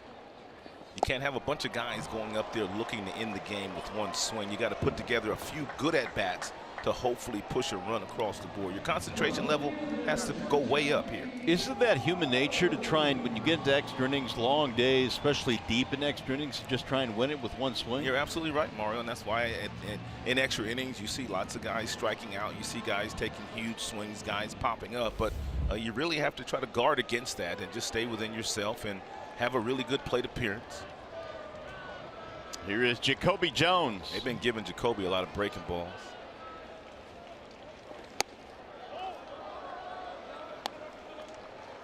Hit a gapper, Jacoby. Hit it out, Jacoby.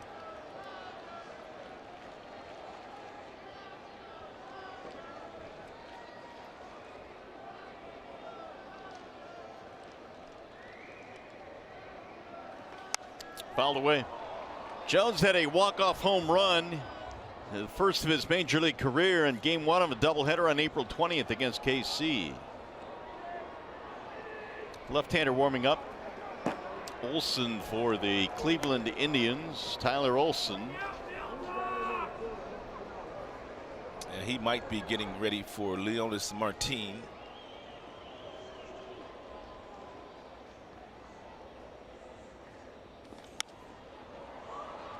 One and two on Jones.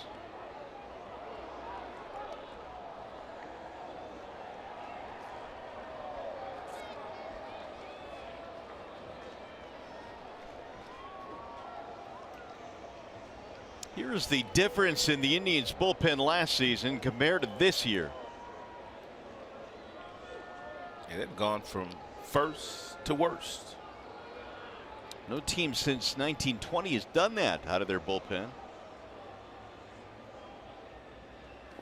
Swing and a miss, and Jones is out. 2 strikeouts for McAllister. Well, here is Iglesias. He had a bases loaded walk in the 7th. At the time, giving the Tigers a 2-1 lead before Rajai Davis tied it up with a homer in the 8th. And we have been tied since. And both teams have had opportunities today. And Tigers have stranded 9. Indians have stranded 7.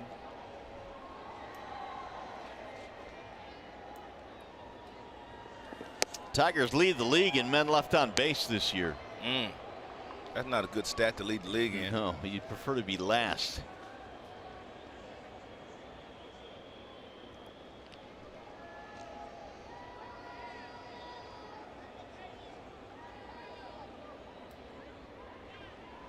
Here's the 0-1 to Iglesias. Fly ball right field, hit pretty good. On the run, Chisenhall not going to get it. Up against the wall, Iggy is rounding second. He's coming to third, and he's in with a triple. Winning run at third base.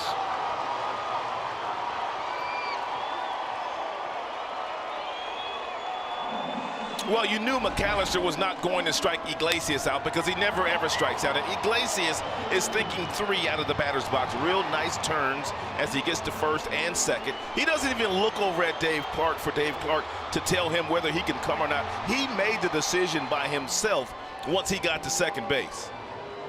Good base running by Jose. A 2-out triple for the Tigers, a chance to win. Iglesias, he was running so fast his shoes came untied. He almost ran out of his shoes.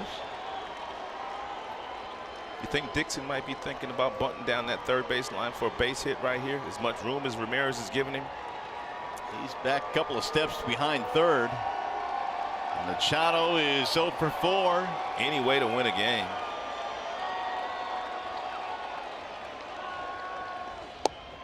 Bender in for a strike on Dixon, 0-1. Uh-oh. Machado's got 2 walk-off knocks. Yeah, he does. Let's add another one to the collection.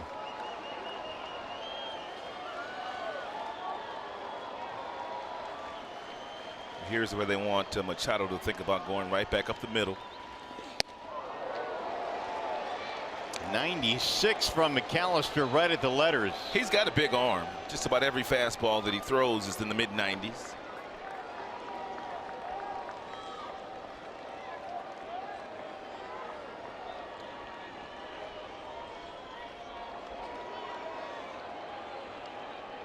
Oh, 2 on Machado. Winning run at third. Iglesias has just tripled.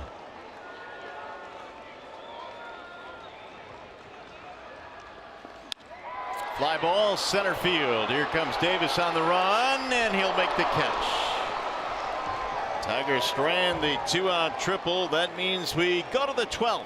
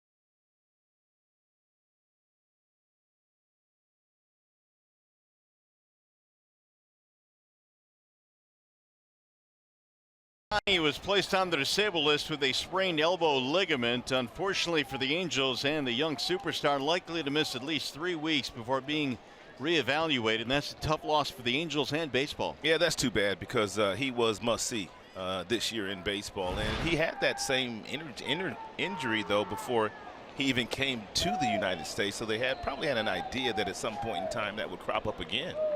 And it has, so we'll see in 3 weeks or so what the verdict is on Ohtani. Melky Cabrera, the batter here. Now he's gone ahead of the count 2-0 as we start the 12th. And here's the left on base today. 10 for Detroit, 7 for the Indians.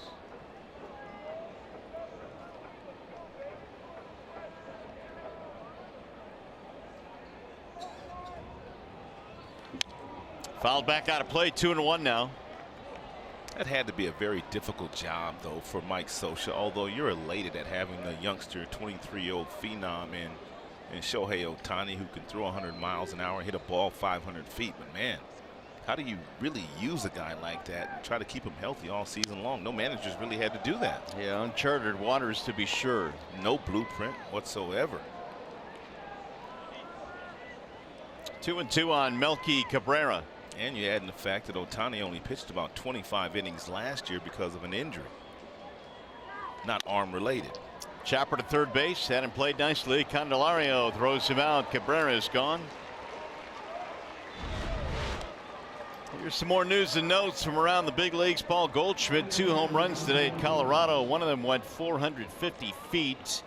Strasburg on the DL, and what's Eddie Rosario up to? He's been banging. For me, he's the best player on that team. He has been that for the last couple of years. 382, 5 home runs, 10 RBI, 8 runs in his last 9 games. He just had a 3-homer game against this same Cleveland Indians team a few days ago. He can do everything, though. He can throw.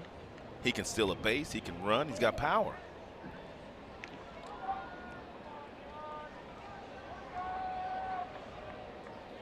Yan Gomes swings and misses. But really the one that you wish that they would leave home when they come on Tuesday is Dozier. Yeah, he lights up when the Tigers come to town.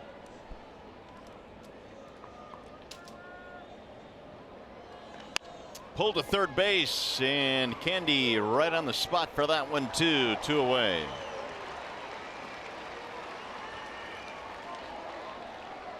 We'll bring him Rajai Davis. Saupold came on in the 11th and got 3 outs after back-to-back walks by Brantley and Ramirez. Chisenhall tried to bunt him up, popped up the bunt, and that turned out to be the huge play in that 11th. Well, Rajai Davis is the reason why we're still here. He had a home run back in the 8th inning to tie the score at 2. Little chopper back to the mound. Saupold an easy 12th inning. 1-2-3 they go. Tigers trying to win it in the bottom of the 12th.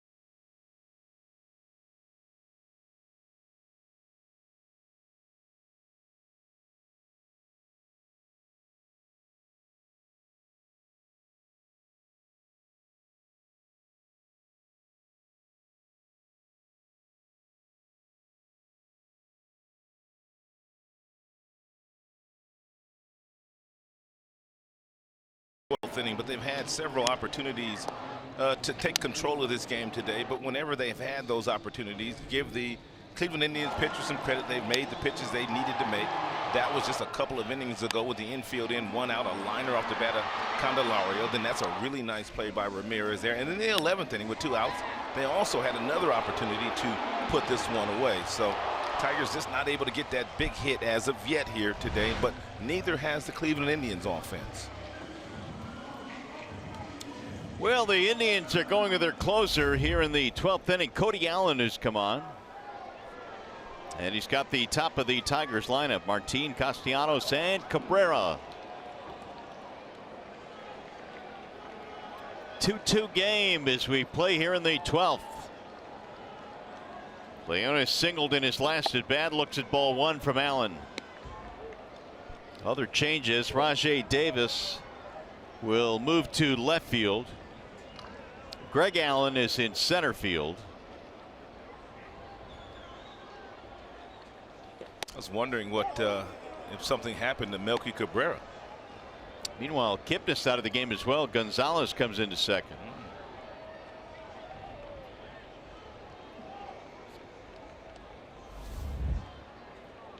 Day game here tomorrow where the Tigers will take on the Indians before taking Monday off. And Tigers desperately awaiting that off day. It'll be 18 games in a row before they finally get the off day on Monday.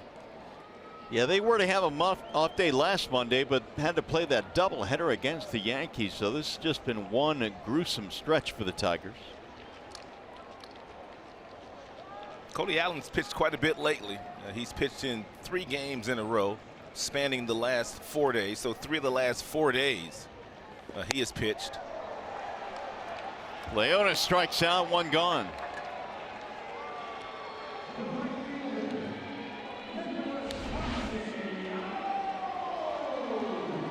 And pretty good fastball up top and to Leonis. Leonis really loves the ball down in the strike zone.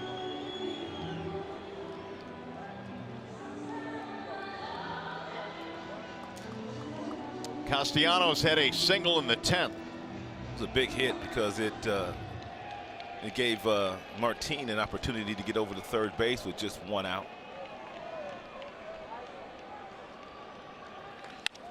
Hard one-hopper hit to Lindor. His throw bounces in nicely though for Alonso. 2 gone.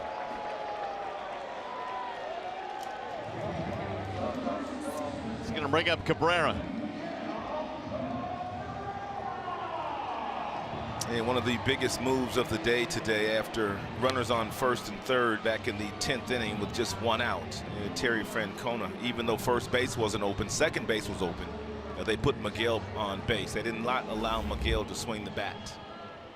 And Tigers did not score in that frame. Now Cabrera has done so much damage over the years against the Indians. They ended up wiggling out of that jam. Miggy has walked twice in this game. Went around, strike 1.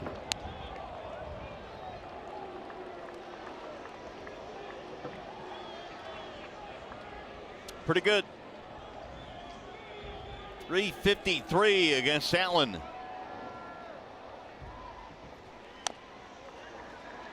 And back-to-back breaking balls thrown to Miguel there by Cody.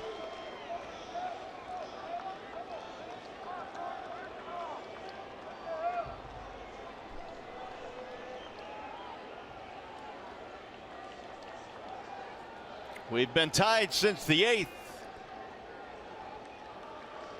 A little bit outside, 1-2 on Miguel. Allen replaces McAllister, who allowed a 2-run triple to Iglesias in the 11th. The Tigers, though, left them stranded, and they left the bases loaded in the 10th. Right back up the middle into center, and Cabrera is aboard. Yeah, a couple of slow breaking balls by Cody Allen. Then he tried to sneak that piece of cheese. And by Miguel at the top of the strike zone at 92. 4-seam fastball. And Miguel Cabrera got on top of it and hit an absolute seed. And right back through the middle.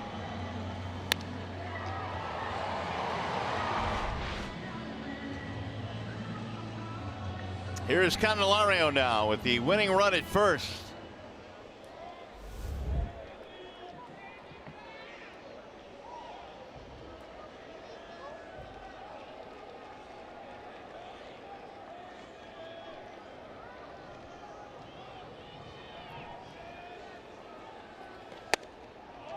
Ball 1 to Jamer. I've noticed the way that teams have been attacking Candelario lately, and whether he is batting right-handed or left-handed, it's a lot of fastballs, and the fastballs are inside, and they're usually right around the belt buckle. They're not low in the strike zone. They're up in the strike zone. We have seen that a lot today. Didn't go. 2-0.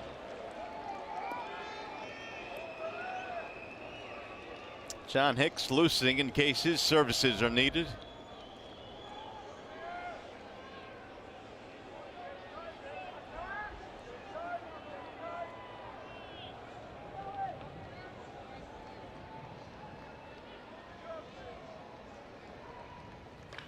Swing and a drive. Deep right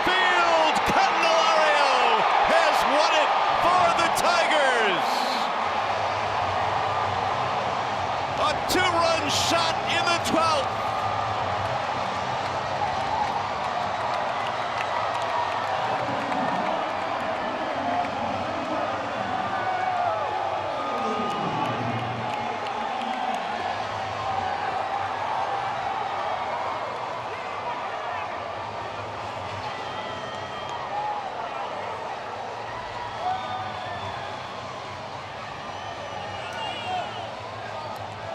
Candelario was 0 for 5 in the game before connecting there against the closer of the Cleveland Indians, Cody Allen.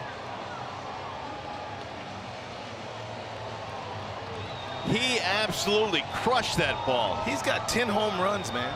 10 homers. Team leader. Yes. That is huge. The two-out single by Cabrera keeps it going, and Candelario, who had a tough day at the plate, with one swing gives the Tigers the win. Yeah, that's the one thing that Johnny Damon used to always talk about. Johnny Damon used to always say that no matter how poorly you have played in the game, you get that one swing, you can make something happen. And Candy knew it was gone as soon as he hit it. They tried to go upstairs with another fastball where they pitched him pretty much all year, and Candy lit him up. Pow! Boy, that thing get out fast. Uh-oh, exit velocity, 108. Man. Launch angle, 25 degrees. And he hit it at big boy territory. It's something about the sound of the bat, man. These players, man, they know when it's gone. As soon as they hear that sound, both hands go up. I am almost certain that Candelario did not even feel that ball coming off the bat. You're right, partner. You don't ever feel him when you hit him like that. Jammer getting the bath now. And let's send it down to Trevor Thompson standing by with Candelario. All right, guys, thanks a lot. Well, Jamer, you got 2 Gatorade bats there, I guess, 1 for each run that you just delivered in this walk-off. How are you feeling right now? Well, thanks God. I want to thank God for this moment, for the team, and the beautiful fan that we got in Detroit. This is for all you guys. This was a long day for all of them and a long day for all of you. Describe what a player goes through in a day like this, a 2-hour rain delay. You go to 12 innings. You've been here all day long. What's it feel like for a player? What do you guys go through? Well, we went through a lot in the clubhouse. You just got to be able to keep competing with the mindset all the time and expect to win a ball game all the time. We never give up and always compete. You are proof positive that one swing of the bat can change your fortunes regardless of your day. You were 0 for 5 until this last at-bat. How were they pitching you all day long, and what changed in that last at-bat? Well, I was grinding in the AB, and thanks God that I have this pitch, fastball, and I put good swing on it, and thanks God for this moment. How important a win was this for the guys here today? It's huge, it's huge. It's important all the game, and thanks God for this one. You're the first Tiger with double-digit home runs this year. How's that feel to have number 10 on the board for yourself? It feels amazing, man, and you just keep competing and come tomorrow and expect to win a ball game. All right, Jamer, thanks a lot. Go enjoy this with the guys inside the clubhouse. Good work. Thank you. There's Jamer Candelario, he and the Tigers. Big winners in walk-off fashion in 12 innings today. Their 5th walk-off win of the year as we send it to John Keating. All right, Trev, thanks. Very diplomatic of Jamer Candelario, singling out all the fans for hanging with the Tigers until he won it with that swing of the bat. More on Candelario's game winner. It was a terrific pitching matchup between Fiers and Clevenger. We'll look back upon that. Ron Gardner has to be thrilled and yet exhausted after this one. We'll delve into the Tigers' big 4-2 win and what it really means when Tigers Live gets going just moments from now.